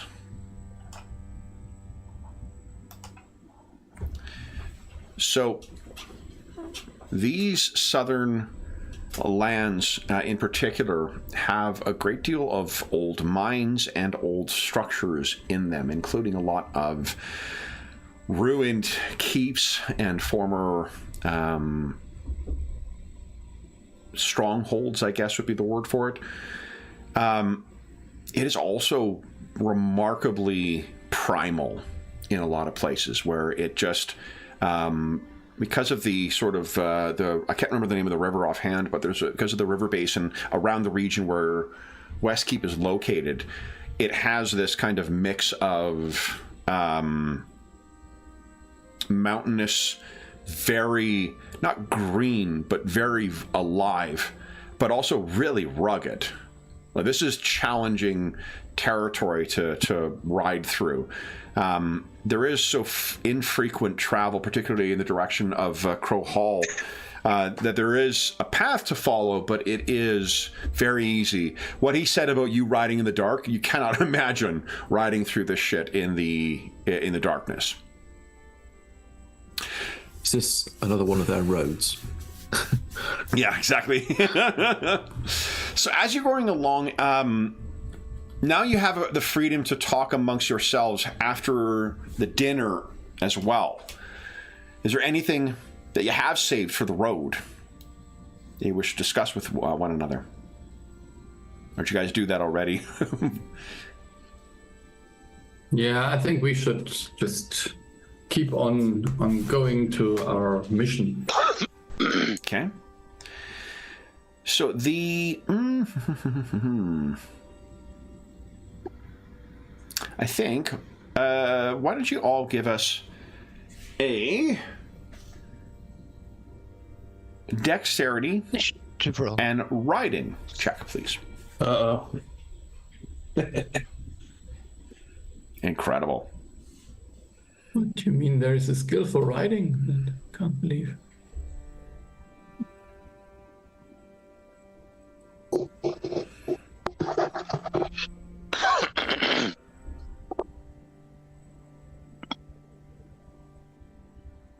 I'm not cavalry. Just going to say that right now. That's good enough. A 10 is all you needed for this. No one's horse has, thrown a shoe or run into any difficulties in the terrain. You feel very alone on the ride out here, which makes it a little odd when you come across the place you are likely to be spending your evening, and that's a community called Oxbridge. It's at the tip of the lake that Crow Hall sets upon, and curiously, it has a fairly vibrant inn. So as you guys are riding into town, and by town I mean the roadside inn that you find here, and the keep on the far side of the bay. That's really the extent. There is a community around the keep as well, but it's one of those things where visitors kind of have built on one place because that was the best available land for this particular structure. And there is a couple of people here. It does seem like there are some folks who are either traveling to or from Crow Hall. You guys were able to make your way in. There's certainly ample place for you to stay within. And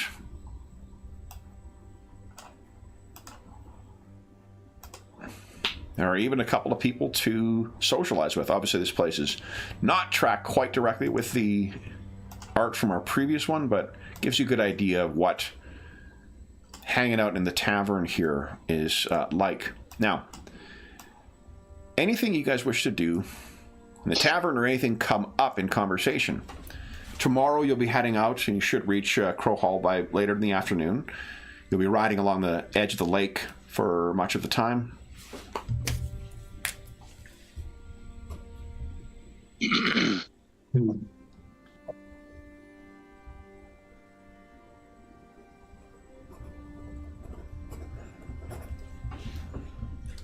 Things you could do, for instance, is try and get a sense of what the life is like on the road ahead. You could try and ask about the current situation at Crow Hall. There are a couple of dwarves in here as well, too, which is not unusual. Yeah, then.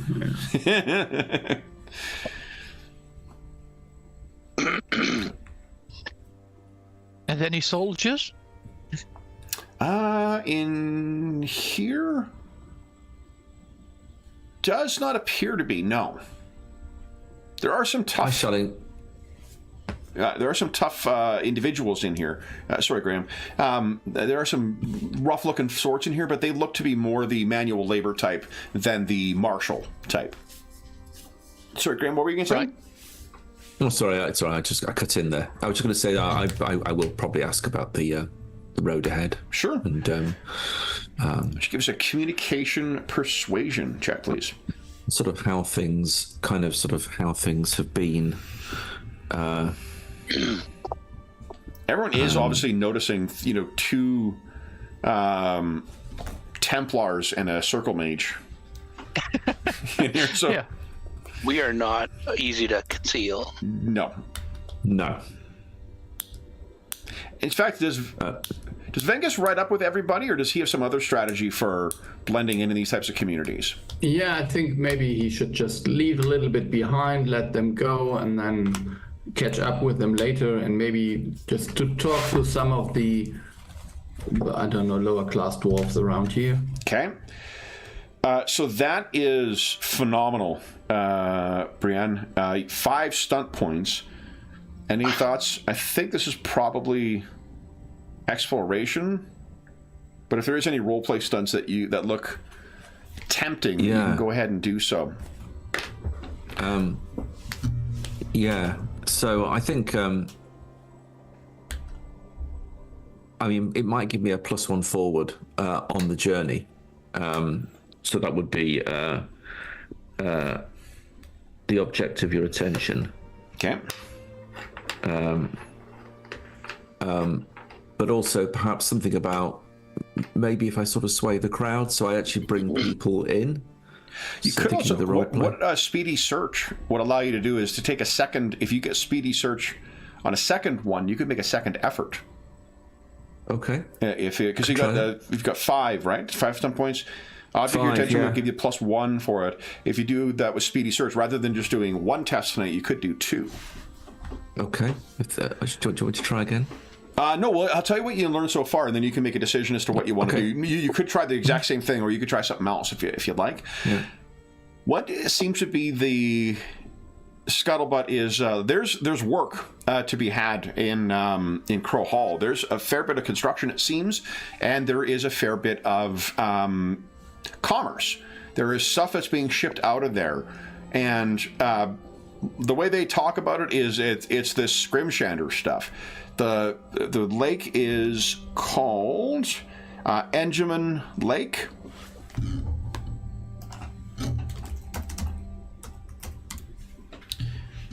And apparently, the hills around here, just as far as everyone knows, there's nothing to draw out of there, so there's no reason for people to be shipping heavy things. But what can be pulled out of that big lake, the knuckle bones or the head bones of these things can be used for scrimshandering quite handily. And that seems to have been a very popular thing, post for whatever reason. Some of them think that it has something to do with the with the sort of post Orlais, new free Ferelden kind of idea, but who knows? The favors of fashion. What is known is that they can't get enough people to be shipping this shit out of Crow Hall. So there are people coming from not literally all over, but there's a lot of folks who are coming who are having to. I'm just going to make sure Dave is still. Well, Dave's still on the call. Yeah, he's just muted. So there's a lot of folks who, there's a lot more traffic here for folks hauling stuff than what there has been in past. The problem is that in the last, about the last month, spiders can always be a problem. And by spiders, I mean great big, horse-eating ones. They're always they can always be a threat, but it's usually one or two of them manage to sneak out from whatever catacombs and underground realms there are, and then there'll be a problem for a bit and whatnot. There seems to be an awful fucking lot of them in this last month. like to the point where people are traveling with burning torches in daylight to be able to burn through webbing that has been found to be blocking certain usually used passes. There have been some attacks, and from what you hear, there's also been one cart where the thing was found with no operators or whatnot and covered in webbing. Very unusual.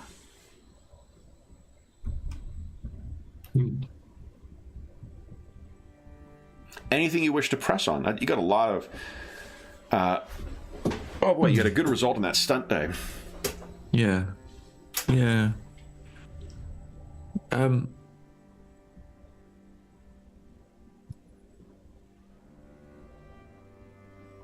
not sure. I suppose in terms of the spiders then, is there a particular part of the journey where they're most prevalent, or is it throughout the risk? Unfortunately, there's a bunch of places where the road gets a little... the road mostly, for the most part, hugs alongside the lake, but this is a very mountainous, it's a very hilly area, so there's a lot of places where there's just, places where either they've chipped through or smashed through or used magic to get through rock, and there's a lot of, or just the natural layout of the land, natural choke points, and the spiders seem to be fucking pernicious, or not pernicious, but incredibly clever in setting up those ambushes. Okay, I'll probably lighten the conversation. Actually, that's probably what Brianne will do. She'll lighten the conversation with kind of like a bon mot, so she'll throw something in, like yeah. Oh well, webs of deception and all that kind of thing. Yeah, and they say, like, at the end of the day, like, it ain't gonna stop. There's so much money to be made here that you just travel with anyone. I think one or two of them, because you made such a good impression too, they might ask if you're hiring, if you're willing to hire on. Oh, I'm hoping to travel to Crow Hall myself. Well, good luck. The true. The only way to avoid the owlbears is Dragon Age, unless. Wait, no, don't do it. No. What you find? I guess that's if that's what you're asking with the road ahead, then that's about what's been covered. So you can bring that back to everybody. Yeah, I'll do that. And then Vin, guess what were you thinking of doing? Yes, sneaky dwarf.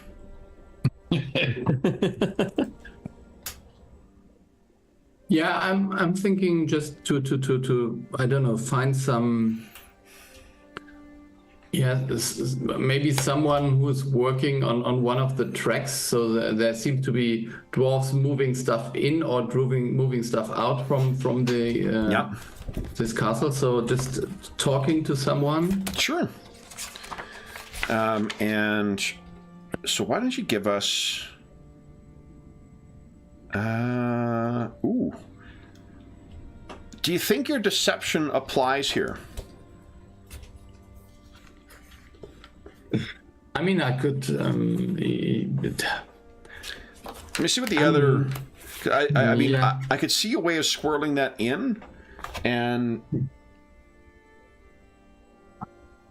like lying or tricking those less mentally adept than you. That does sound like what you're trying to do, right? You're not trying to. Yeah. I could just maybe be interested in what kind of work they do, and maybe if there's something to get for me. Yeah, give us a communication deception check, please. Yes. So.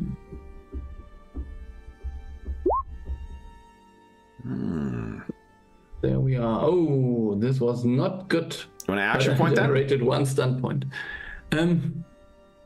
Yeah, I mean, I maybe could spend an action point just to reroll that. Go ahead. Yeah. So. It's a 5, my goodness. There you go. Yes. Oh, but no stunt. Yeah, no problem. So, then, 17. You did roll a 6 on the stunt die, though, so that's a really good result. So if you go in, are you trying to conceal your obvious status as a dust towner, or are you? No. I mean, I can't. I'm just. Yeah. As Dave said, there's all these tattoos, so a dwarf would immediately know. What kind of dwarf I am. Okay, so here are some interesting things that seem to come from it. For one, the dwarves are initially quite reluctant to talk to you about this, not because you're a dwarf, but because it seems like whatever they're dealing with is quite secretive. Mm-hmm. And because of what kind of work your family did, I'll tell you something curious. Either scrimshandering happens to involve a lot of the same safety precautions and storage things as what storing lyrium is, or there is something more than scrimshander that was being transported from Crow Hall. Because when they talk about, they're asking about certain things, and because of your family background, you're very able to talk about this. And once they realize you know a lot about this stuff, they start being a little more open about what what type of work is available in Crow Hall.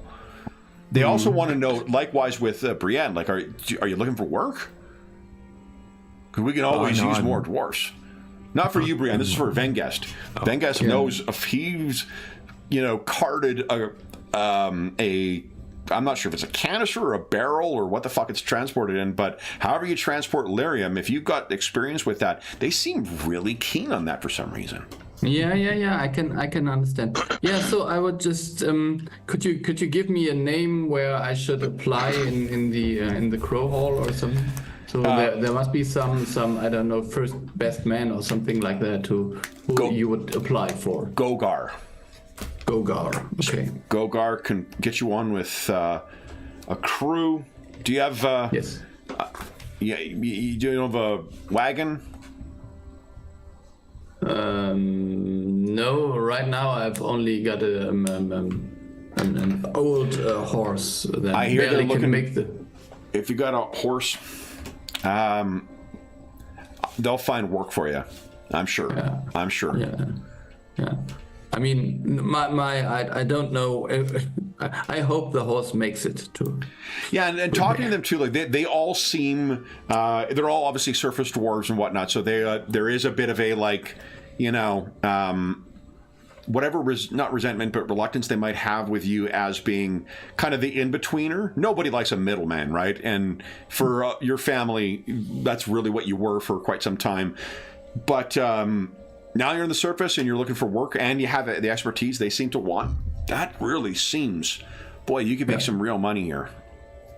Yeah, maybe I'm looking for a new job. Yeah. So I think with this information I've found out enough.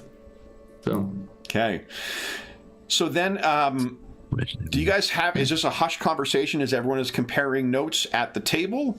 Or do you guys wait until you retire to, let's say, Vengest and Brienne go to their rooms, the rest go to their rooms, and then Vengest and Brienne sneak in so folks don't think that they are working for the quite obvious, Templar and Circle Mage? Yeah, maybe at least I would do right now. I mean, they will know that soon enough.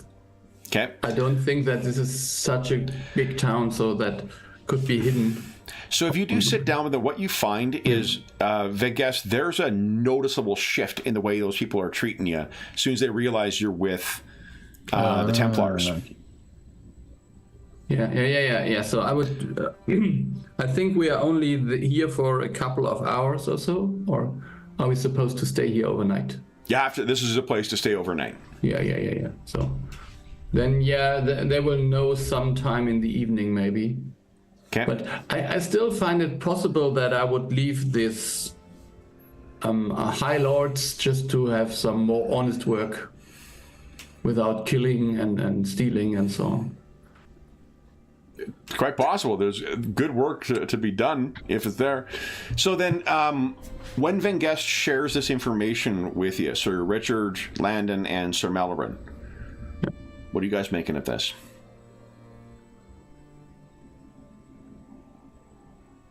Lyrium trade? Not being done by the dwarves, perhaps? Well, he's hired dwarves, but... Hey, Jeff, one of the, just for context for the setting for you, the dwarves are the ones who mine lyrium because they're around it all the fucking time, so it's safe for them to mine this stuff. It can have a mutation effect, I believe, on those who are around it for too much and breathe in the dust for too long. The Templars technically are human mutants as a result of their consumption of lyrium. Yeah, I think so. Is this something that Lady Sommer would be involved in, or is this just a distraction? It might be a Lord Varn thing. And he Also, if they're doing this, this is the Chantry controls the lyrium trade with the dwarves. Yeah. So if they're doing this, this is also against Chantry rules. We don't know. If we suspect, and we find out. No, I mean, the problem is that there might be factions within the Chantry, and one says the one thing while the other does another thing. Well, we belong to the faction that says the Chantry controls the lyrium trade. So. No. I mean, yeah, and I think we would believe that if this is really lyrium trade, then the Chantry knows about it. But it is secret, you know? It's not for the public to know. That would be my first guess. But that would be rare for the dwarves. It's really the dwarves mine it all, and then the Chantry controls how much reaches the surface. Yeah, so, or there is another way down below. This would be a big change. Yeah. Yeah, we'll have, we don't want to make any assumptions. We'll find out when we find out. But one thing you know, Vengus would be aware of this too. Like, Orzammar is one of the two dwarven kingdoms, but there are thags, all like little communities underground all over the place, and many of them have lost contact as the blights have come. This is pretty fucking far out for a thag, but it's not impossible that there may have been one this far. That would be basically for Jeff's benefit and for those at home who may not be up on their Dragon Age lore. Theg is just an underground community where dwarves live, and some of them have been lost for centuries. They're connected by the deep roads. Yeah. Yes. So yeah, we don't need to assume, but it's interesting to notice that if this isn't a lyrium mining institution, that the Chantry would want to know if they don't already.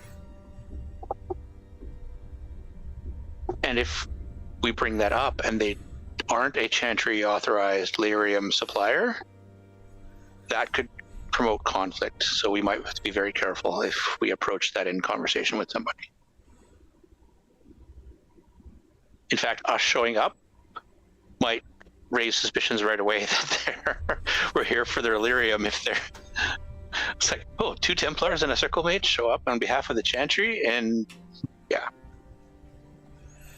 Right, it might make them nervous. Yeah, so of their little illegal operation. If it is, yeah.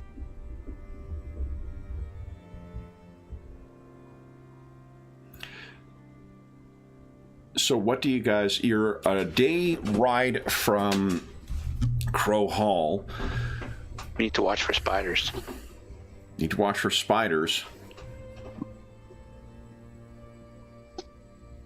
Or just... I mean, you guys wouldn't disguise yourself, because this would be, I don't know, breaking every rule in the book.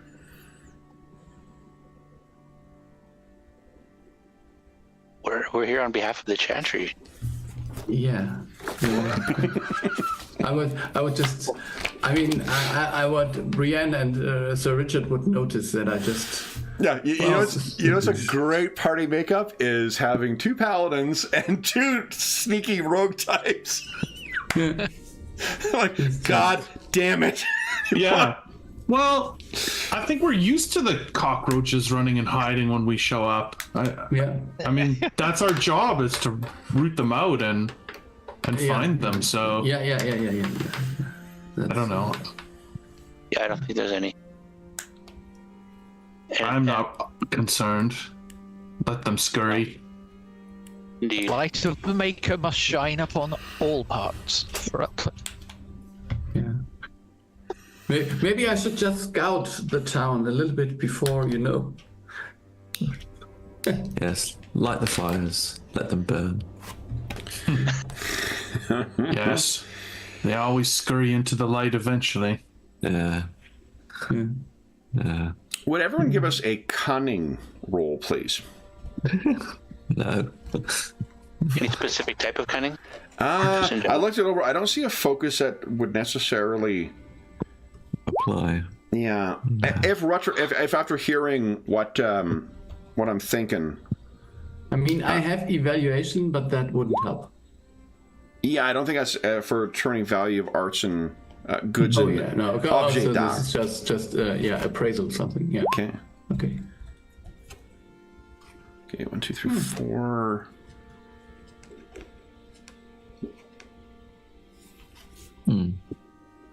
Oh well. And We're who- very consistent. We're missing. Sir Richard. If you might. Sir Richard is having problems with his magic box. Oh, yeah. Yeah. We were able to make jokes about the machine spirits last night with the Warhammer Wrath and Glory game.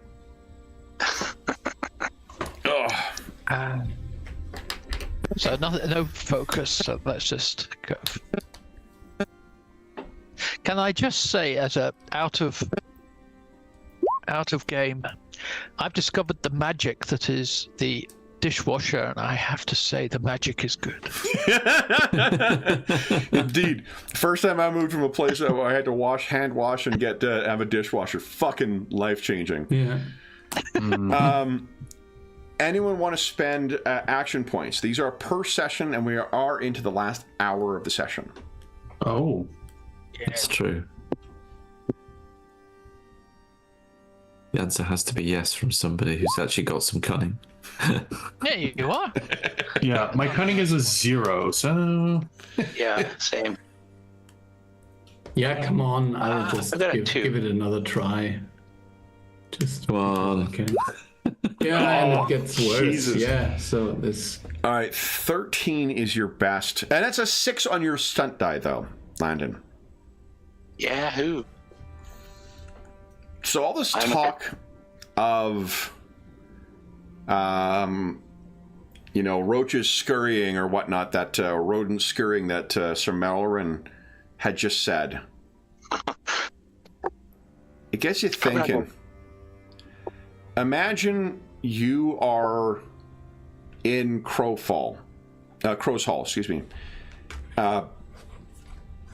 The only way to get to Crow Hall really is this road through Oxbridge and then out to Crow Hall, unless you're going over land and inward. What do you think someone in Oxbridge who is allied with Crow Hall might do if they found 2 Templars and a Circle Mage coming in town, if this was an illicit trade? I would be sending somebody straight into town right now to hide everything, stop everything, and it's like the police doing a drug bust and they flush everything down the toilet. right. So, and I'll remind you as well, I mean, we just don't get there alive because wouldn't Or it we be get easier if killed we on are the way. just dead? yeah. The Oxbridge Inn itself is on the far side of the bay where the community is. So if there's anyone who sees you from here, they're going to have to follow that path around the bay to get to the community, or they're staying here. Is anybody made to leave since we started talking about this? That's an interesting point. Would anyone Got like up to give leave us what would it be? Perception? Yeah, see. I think perception, empathy might tell you if there's anyone who is eager to go. Perception, seeing might give you an idea if there is anyone who is, who has got up and gone. Perception, hearing might give you whether you're overhearing anyone muttering about this stuff. Holy shit! All right. So Brienne rolled well. That's a shit stunt die, but Vengus got some stunt points. So let's start with Vengus. So you can see there does seem to be a group of 3 dwarves who, after they spoke to you, or after they saw you speaking to some other dwarves, after they saw you go back and speak to the Templars, they seem to be making a conspicuous effort to... They have the look of someone who is... They look like they were going to be spending the night here, and now they are suddenly drinking up and getting going. The way that the waitress is talking to them, you get the set like, really? You're going to wrap up now? It's so late. You know, they seem like they are going to be leaving in a bit of a huff. And Brienne, I think you might overhear that. What is the dwarvish language in Dragon Age? I don't even know. Is there a word for it? Name for it? Must be. I don't even know. I think everybody just speaks common in the game. Yeah, American. I mean, I could spend a point if I get a stunt point, if I understand this correctly, that this is an exploration activity. Mm-hmm. To be in an advantageous position, meaning that I would be only 2 yards away from a place that would be helpful. Yeah. So that I could be, I don't know, the idea is that we could talk to them before they set up a trap to destroy us. I mean... Something like that. Why don't we do this? Why don't we combine the two maybe they're packed up and whatnot to go in, and Vengesh, there's I don't know, some symbol that you and Brienne have where you're like, you know, and gesture over. Brienne, you're listening in, and you can hear them talking in American accents. Definitely not Scottish. What you can overhear is they're talking about they're trying to decide amongst them which of the one is going to make the ride to go and warn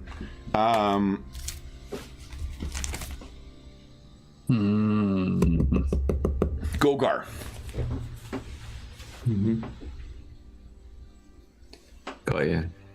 And as opposed to trying to see like who's going to be able to do it, they're fighting like, no, you're a better rider. Like, no, but you know him better. No, he's going to want to hear it from you. You can get a reward. So the 3 of them definitely seem that. And where you position yourself is, I think, Vengest, your stunt points, you can get yourself positioned outside near where their horses would be. Right. Yeah. Okay. So then what would you like to do? Right now, Vengesh and Brienne are the ones who are both operating kind of in concert to this. Do you give a heads up to the rest of the group, or do you guys want to deal with this yourself? How many are we talking, do we think? There's 3 amongst them right now. 3. Yeah. Yeah. I mean, is it really necessary to fight them? I mean... No, we're not going to fight. Yeah, I mean, we could shush away the horses, but then I don't know if I would just. I mean, yeah, I don't know. So just say if you want us to stop them here, or if just I could talk to them, and you say the others need to go now if they want to. Yeah, I could have a chat with them if you like, and. You want to talk to the dwarves? The dwarves? No. No. You should talk to our group, and they should make their way, start going forward, and I will talk to the dwarves. Okay. Okay. They should start going forward. What do you mean by that? They should start immediately going to Crow Hall. It will be riding at night with spider-filled roads. Yeah, okay. So as early in the morning as possible, and we could try to stifle the dwarves and somehow. I don't know how we should I'm do that. I'm not sure what the dwarves are doing heading off, because they are facing the same risks.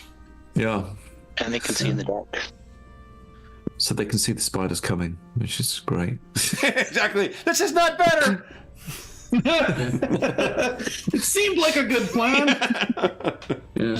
No, but anyway, I think you should persuade your kindred not to do such a foolish thing. Yes, I will try. Okay. All right. So as the three of them sort of try to surreptitiously make their way out, they bumble into the stable, which is a fairly full, only because there's just not a huge amount of space in here. I will keep a watching brief while this is happening. I'll just stand to one side in the shadows, to make sure that Vengist is all right. Okay. And why don't you give us? Let's see. Why don't you both give us a was it dexterity stealth? I think. Please. Did we notice anything? Like our people just got up and started moving around and doing things. With Vegas and Brienne, you're used to them moving around, and from the rolls I saw from you guys before the perception, you did not. Okay, yeah, that makes sense. Yeah. Yeah. Holy shit! 21 and 19. They are invisible. We're like, hey, they're gone. Yeah, that happens. Yeah. All right. So Vengus and Brienne, you are outside in the stable. They're out there, and one of them is pulling the horse out. They're like, "Keep riding. Be careful. Don't stop for anything. And if you hear any of the spiders, ride like hell." Yeah. Or just don't. So let's talk a bit before you do something foolish. I hope you appreciate the restraint of doing a dwarf voice and not lapsing into fake Scottish accent. Well, let's see how you do. Let's just see how you do. So why don't you give us, Vengest, what are you thinking? Is it an intimidation or... Actually, I just want to talk to the guy. I don't know. I mean, there's just nothing. I mean, I don't want to intimidate him necessarily. Okay. I mean, it would be persuasion because I want to convince him. So, yeah. Okay. So, I would just roll communication without... you don't have persuasion, right? Yeah, no. Okay. Go right ahead. It's not the best and not the worst roll. I mean, I could just add a little... Do you want to action point that? Yes. I still have 2 left. Oh, that is much better. Okay, so you step out, and what do you say? You say, "Oh, we could not." They look at you, and you can see like their hands are sort of going for their knives or short swords or whatever. Wait. Maybe you misunderstand what I am or what I am doing. I'm not here, and none of the others are here for your business. They're all looking at one another. What are you here for? So, our leader, Sir Richard, is an old acquaintance of Lady Summer. Another knowing look among each other. She's in Crow Hall. She's a guest at the castle. Under the protection of Lord Crane, I suppose was his name? Barn. They all sort of look confused at one another. What was the name of the lord? I'm sorry, I just... Varn. Lord, yeah. I guess under the protection of Lord One. You don't really want to know. The only thing is...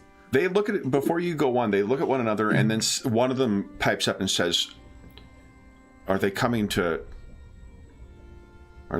cure her? Oh. Well, yes.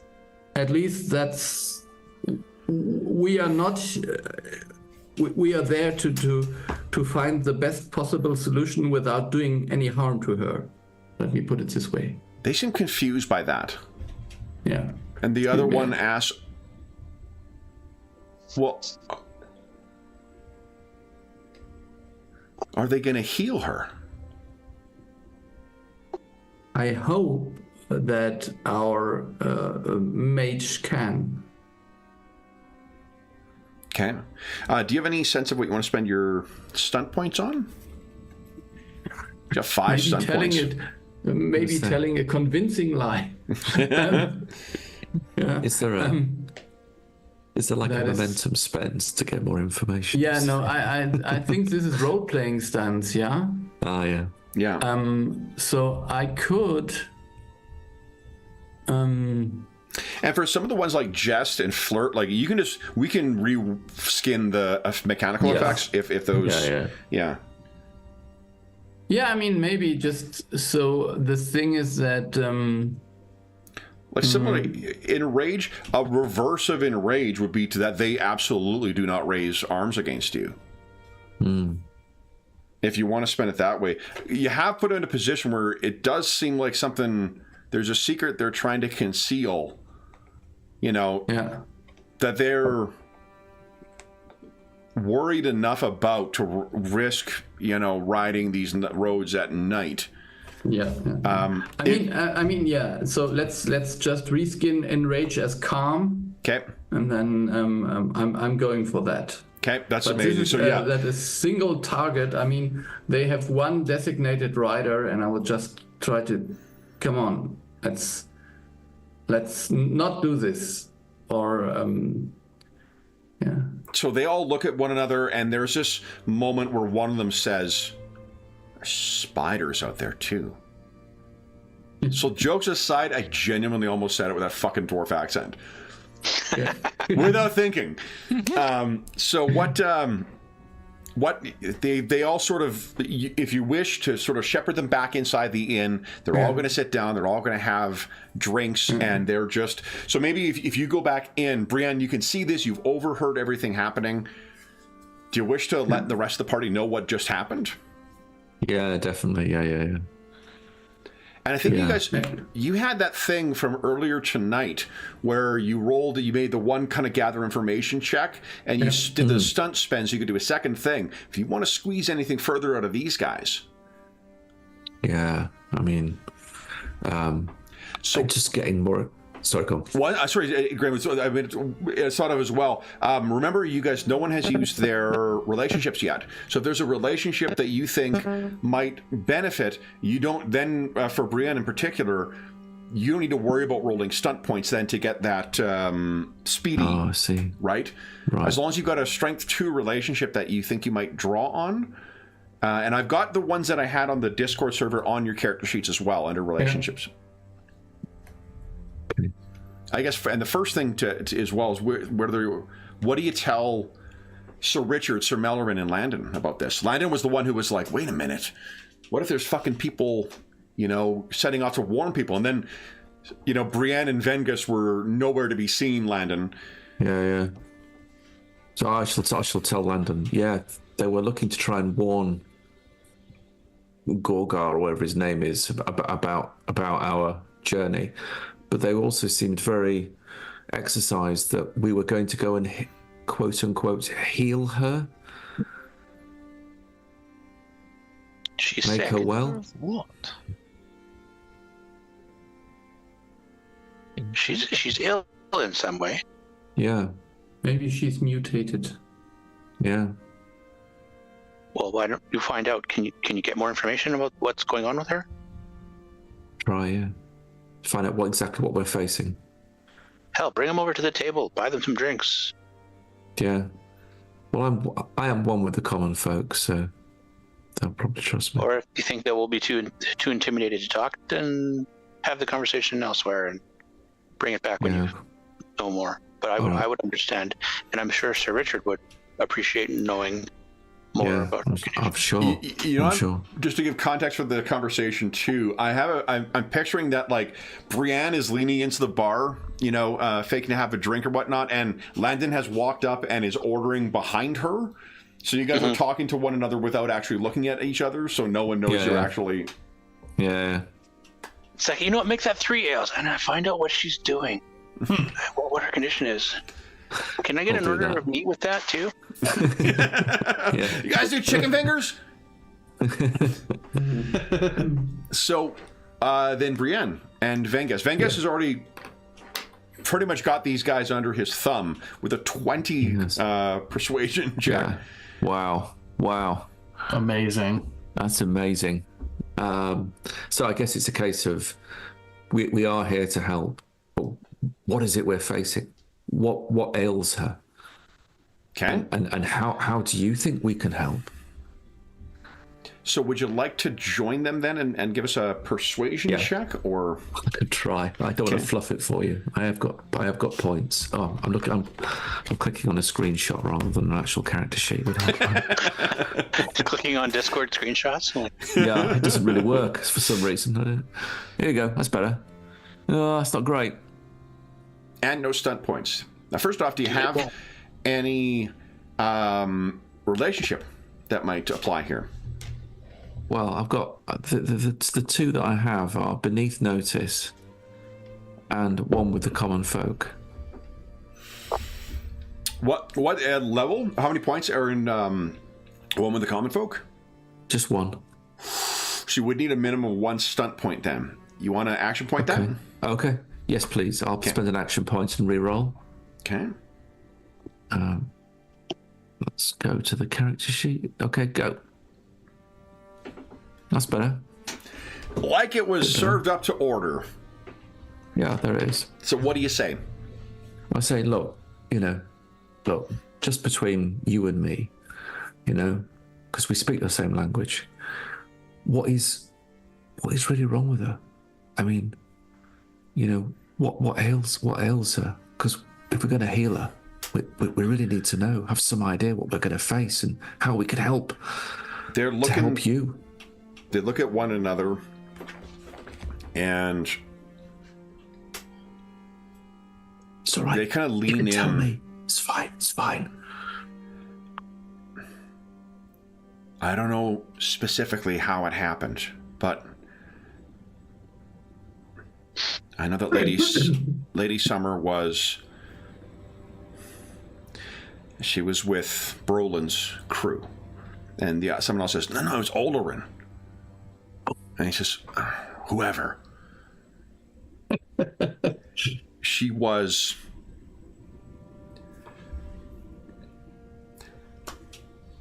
underground with them when they opened a chamber that seemed to be infested with deep spiders. And the poison. Why? Oh. It's been 2 of the dwarves in his crew died. And it must be her power of magic that keeps her coming on, but she hasn't left Lord Varn's home in weeks. We all feared the worst. Rightly so. Vengus, hearing about this, just because you're in Ozamar too, there's just a devilishly wide variety of spiders that can be down there. There are things that have relatively minor poison. There's others that have paralytic effects to it, and there are others that, like Manticore poison, will get you and just fucking eat through you over time. Mm-hmm. Yeah. Damn it. Yeah. So it's no use going there at all. I would think to myself, just turn around and let her be. What you can infer from that too, the way that they're talking about these things, Vengus, you would understand. They must be describing a theg. Yeah. And if they are excavating it, it means that it was either abandoned or it was, at the very least, it wasn't active. It wasn't a place where people are living. So that's what they get out of about her. Yeah. So I'm not so sure. So these underground settlements, they could be infected by darkspawn or whatever. So we don't know. Yeah. And at this stage, I mean, it's been years since there's been a blight. Could be no blight. Yeah. There still are darkspawn that are around down there, and there still are. It's a threat to that. And during, it could have been affected by an earlier blight as well. But at this time, we're 20 years prior to the 5th blight. Is it the 5th blight in that one? So Okay. Yep. But the blight's the only time the dwarves aren't under pressure from darkspawn, because that's when they all rise to the surface under the leadership of the archdemon. Yeah. So there could be darkspawn down there. You never know. Yeah. Nameless things in the deep. But not enough to come up. No reason to come up. True, no reason. So then, the night winds down. You guys see those dwarves off to bed. Unless there's anything else you wish to ask them, we can assume that at some point you do the same thing as before. Sir Richard, Sir Melrin, Landon, you retire to your rooms, and then there's the soft knock on the door as Brienne and Van Guest join you. So what do you tell the Templars? I mean, if in the safety of this conversation and in hushed tones, I shall relay the story of the breaking in of the chamber, and the spiders and the poisoning, and that she's been laid low for weeks in the castle. So we are pretty sure that she can use magic, but if you care about her being a hedge witch, I think that problem is going to solve itself. We don't know her status. Only that she's ill. I would say so, nevertheless. I know you would, Vengus, because that you wouldn't be Vengus without saying so. Well, our role is not to kill every wizard mage that comes across. And Landon leans in. It's like that's not the mandate from the Chantry. Yeah. We need to get to her, and maybe she needs aid. Maybe she's willing to go to the circle. Who knows? There's all kinds of variables that come into play here. And I'm curious as to, so if she's done healing magics in the past, how she's not able to heal herself of poison.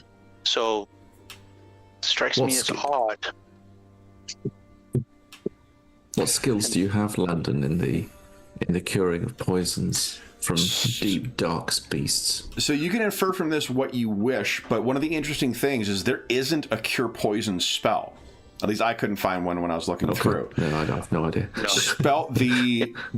Some poisons do damage that can be affected by the heal spell, but it's interesting. Yeah. There's actually some ones that just they'll keep fucking eating away at you and you just die, and magic can't save you from it. Wow. Okay. Yeah. So, but Landon's also not a healer, so he's just, Yeah, and that's the thing that is curious. Landon, you need not make a roll for it, but the idea of suffering a slow, agonizing death, but still having the force of will to magically, sustain yourself. That's some pretty potent magic, if that's indeed what she's doing. Mm-hmm. And apart from the usual fight for life that anyone might have, why? Why fight against the inevitable? Right. So, Richard, how does this news hit you?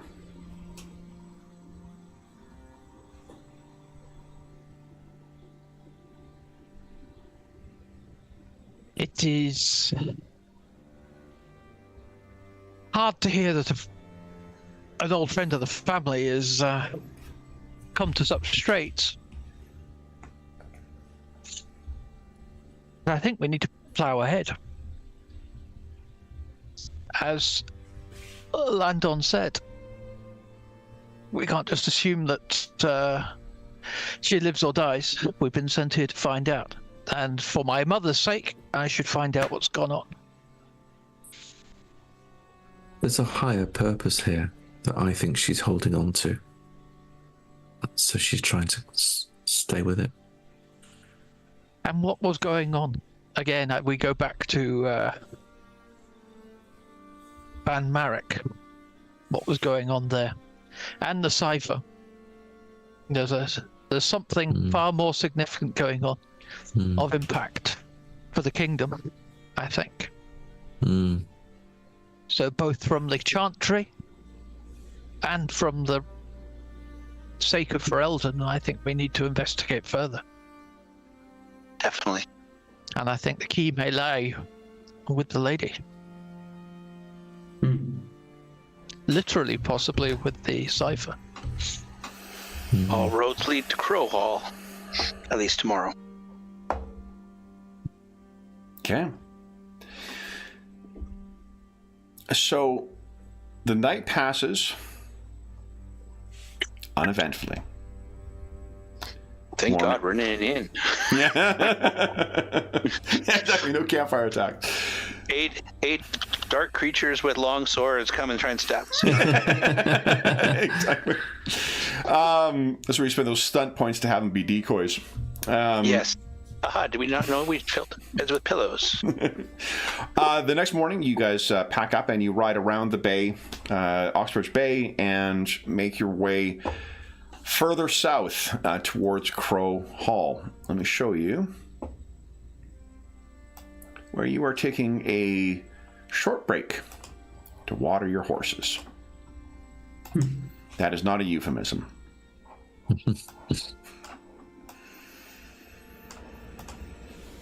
So you're riding along the side. This is one of the parts of the lake where, like, the lake's edge is impassable, so you have to ride a little further inland.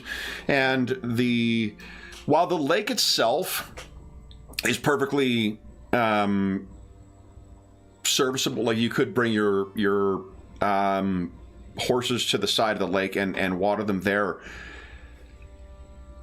There's something unsettling about the lake.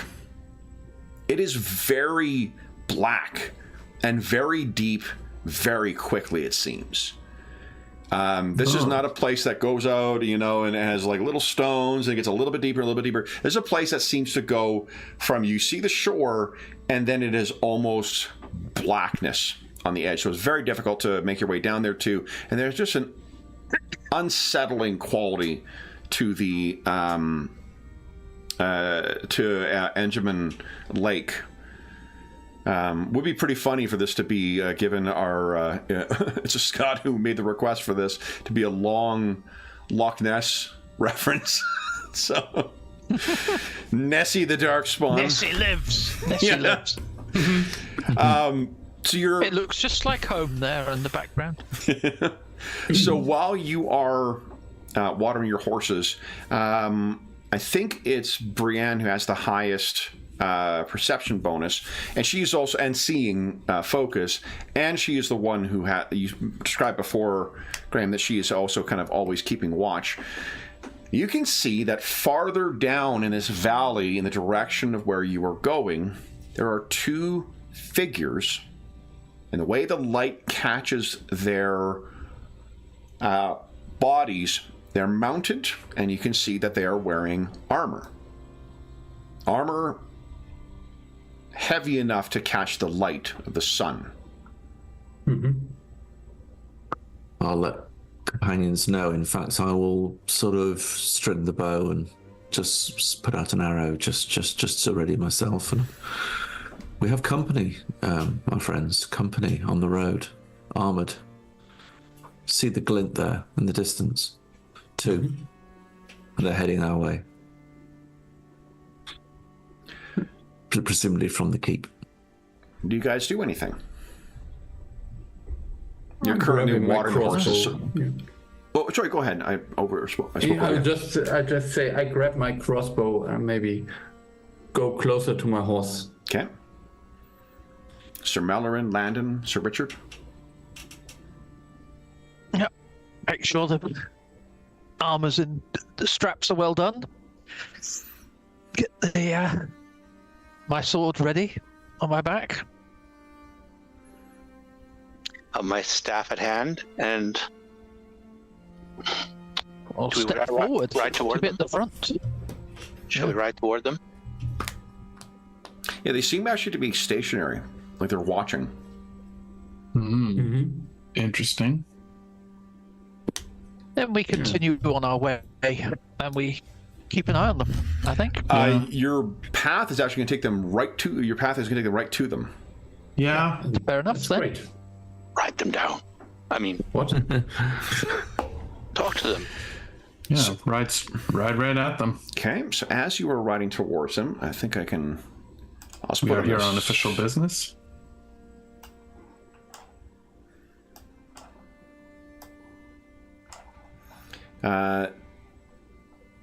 Almost as if they were chosen for contrast. You can see there is one, not old, but older knight, short cropped hair, and a brutal, thuggish face, and another younger, more, certainly as unrefined as him, but in a very different way.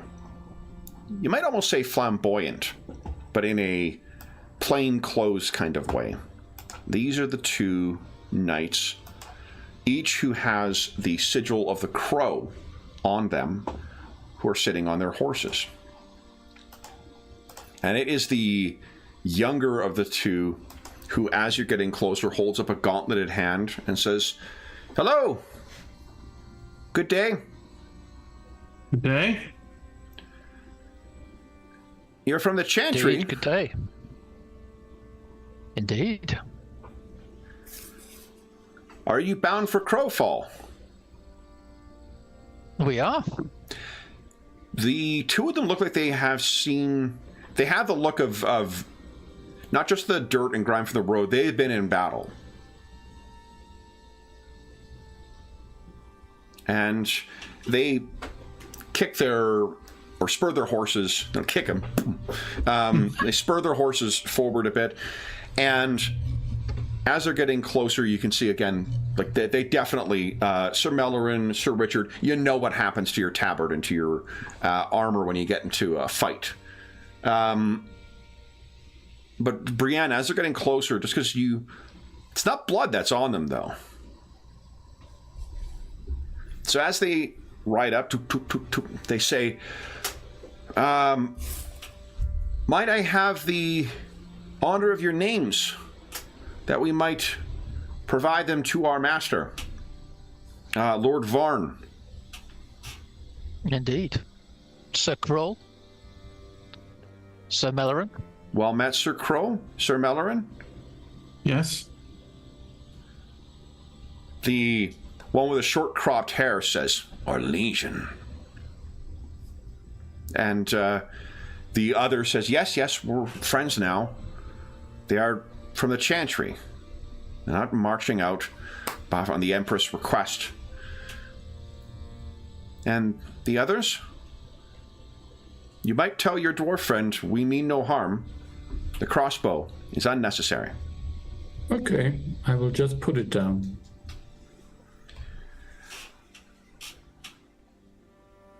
And you? I am Mage? Landon of the Circle. I'm here with these fine Templars. There's a look that is exchanged between the two that they try and hide from you, but not well enough. And I mean no harm. I am Sir Rylear. This is Sir Tenador. Now, we are in service to our Lord Varn. I'll put those names down here.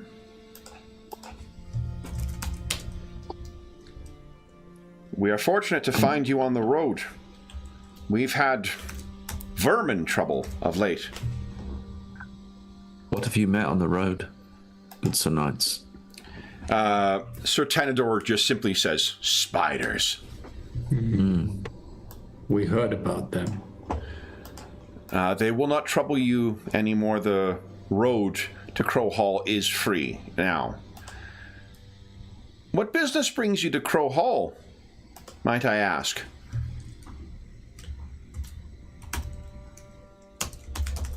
This is Sir Ryder. A friend of my family. Of your family, Sir Kroll. Forgive me. Or, shall we say, I believe somebody who was once close to my mother. Are you... This is Sir Rylier again. Are you the son of Moira Kroll? I am. Forgive me. Sir Tenedor, we are in the presence of the scion of Ferelden nobility. Sir Tenedor does not seem as impressed. Sir Rylier says, then, who is the friend that you are hoping to find? I did not know this Lord Varn was acquainted with your honored mother, the Arlessa. It is his guest. A lady. A guest? I must admit ignorance, Sir Richard. What guest is it you think? And I'm going to have to confess to a memory failure by it's written. I just put it in the chat. the- It's in the chat, Lady Amasia Summer. Ah, Lady Amasia. Lady Do you know of her? Lady Amasia. I'm afraid I do not... That name is unfamiliar to me. Tenedor? And he just goes...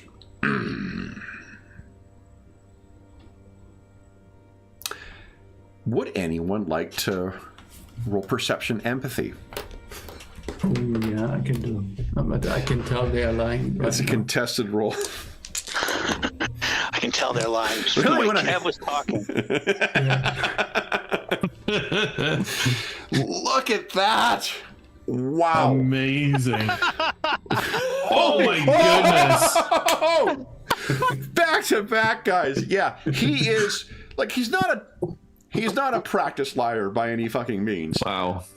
But he is abso-fucking-lutely lying. Both of you can tell that. Is there anything you wish to do with your stunt points for the exploration stunts or role-playing? Any that might be appropriate here. I don't think you can... What I will just gate off is, like, he is unlikely to give up. Unless you make an amazing threatening roll here, he's not giving up his lord, so... Yeah, no, it's not. But what else? Anything else you guys think might be?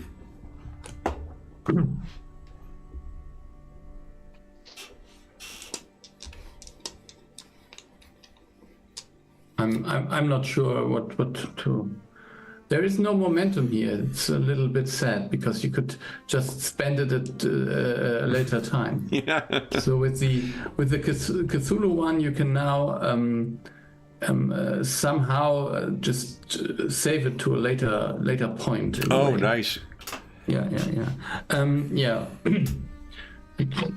I don't know. I think Sir Richard needs to say something and not the underling dwarf. What do you think, Sir Richard? Anything you wish to try and achieve here with those?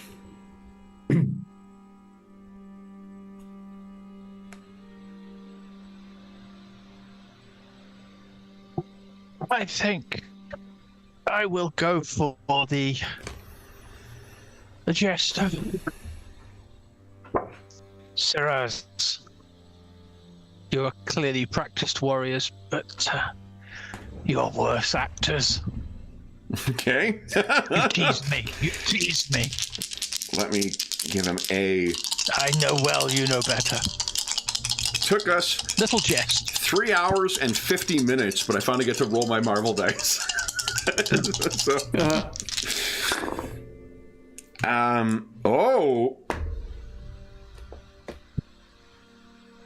oh, it's this, wait.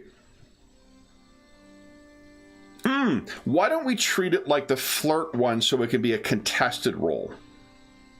Okay. Otherwise, it's an 11 I'm rolling against. which is kind of easy. So basically, you're going to roll communication against a... Let's give you +2 to it as well for the leftover stunt points.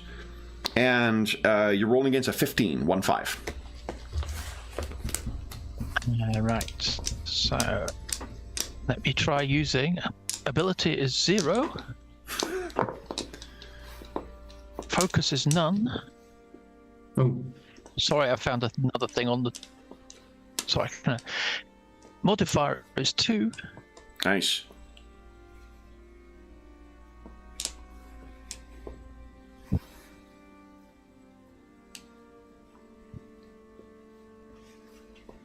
Here we go. Is it 15? Come on.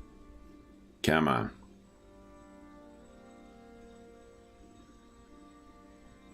Going through the internet. It wants the dramatic end. 17! Beautiful. So he does laugh. And he just simply gives you a look like, he doesn't say anything, doesn't admit he's lying or anything like that, but he gives you a look of like, all right. All right. He turns and he says, shall we share the road then? That would be marvelous. Then Crow Hall awaits in 2 weeks' time.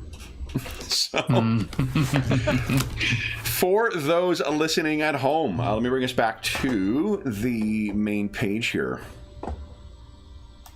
There we go.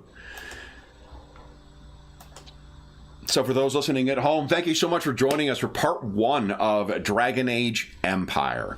As is always the case, if you have any comments, questions, or concerns regarding the session, the campaign, or the mini-campaign, I guess, or the game we're playing, please don't hesitate to leave a comment in the comment section down below, and I will endeavor to reply in a timely fashion. There is also a link down below to the Dungeon Musings Discord server, where all of us are active, and there is a channel there dedicated to assorted games where we've been talking about age games. We have channels dedicated to most of the games we run regularly on the channel, most of the campaigns we have on the channel, as well as a ton of other great ones like finding a group or GM discussion or just general chat. There's a great community that has built up over the years over there, and you are more than welcome to join us. There's also a link down below to our friends at Noble Knight Games. Noble Knight Games is the preeminent unionized retailer of hard-to-find and out-of-print RPGs in North America. Not only do they have a great selection of new role-playing games, board games, and card games, they have an unmatched selection of hard-to-find and out-of-print RPGs. There's also a link. Oh, and if you make a purchase of $10 or more through their website, be sure to enter the code Muserwinter, all caps, all one word, and you will save yourself 10% on the purchase. That is good until around April 15, 2024, after which it'll change. So if you're listening to this at a later date, just come back to one of our more recent videos and you'll find what the current discount code is now. There is also a link down below to something called Heroes Save Villages, which is the charity fundraising campaign that we run on the channel and is what made this session and our next session possible.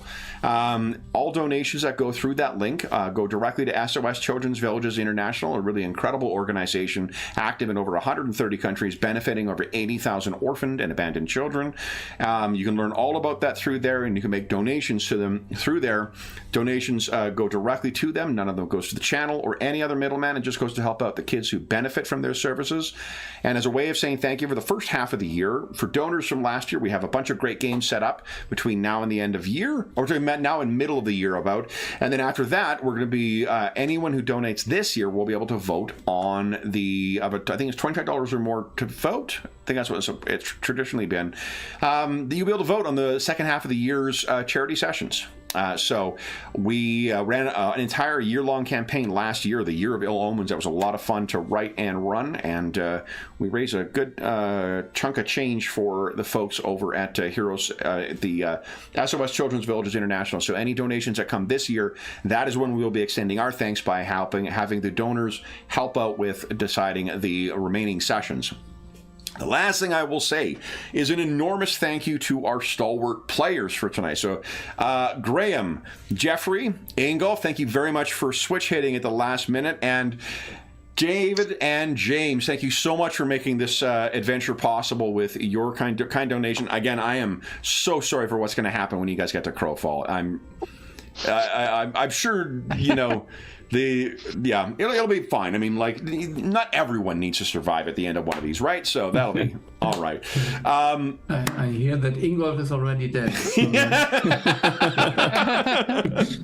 Then we'll be back to see what awaits our heroes in Crowfall in 2 weeks' time. But until then, we hope that we gave you a few hours to take your mind off the troubles of our world and think about the troubles that our stalwart, I guess, Chantry investigators have been trying to uncover in southern Ferelden. And until we see you again, stay safe, stay healthy, and happy gaming.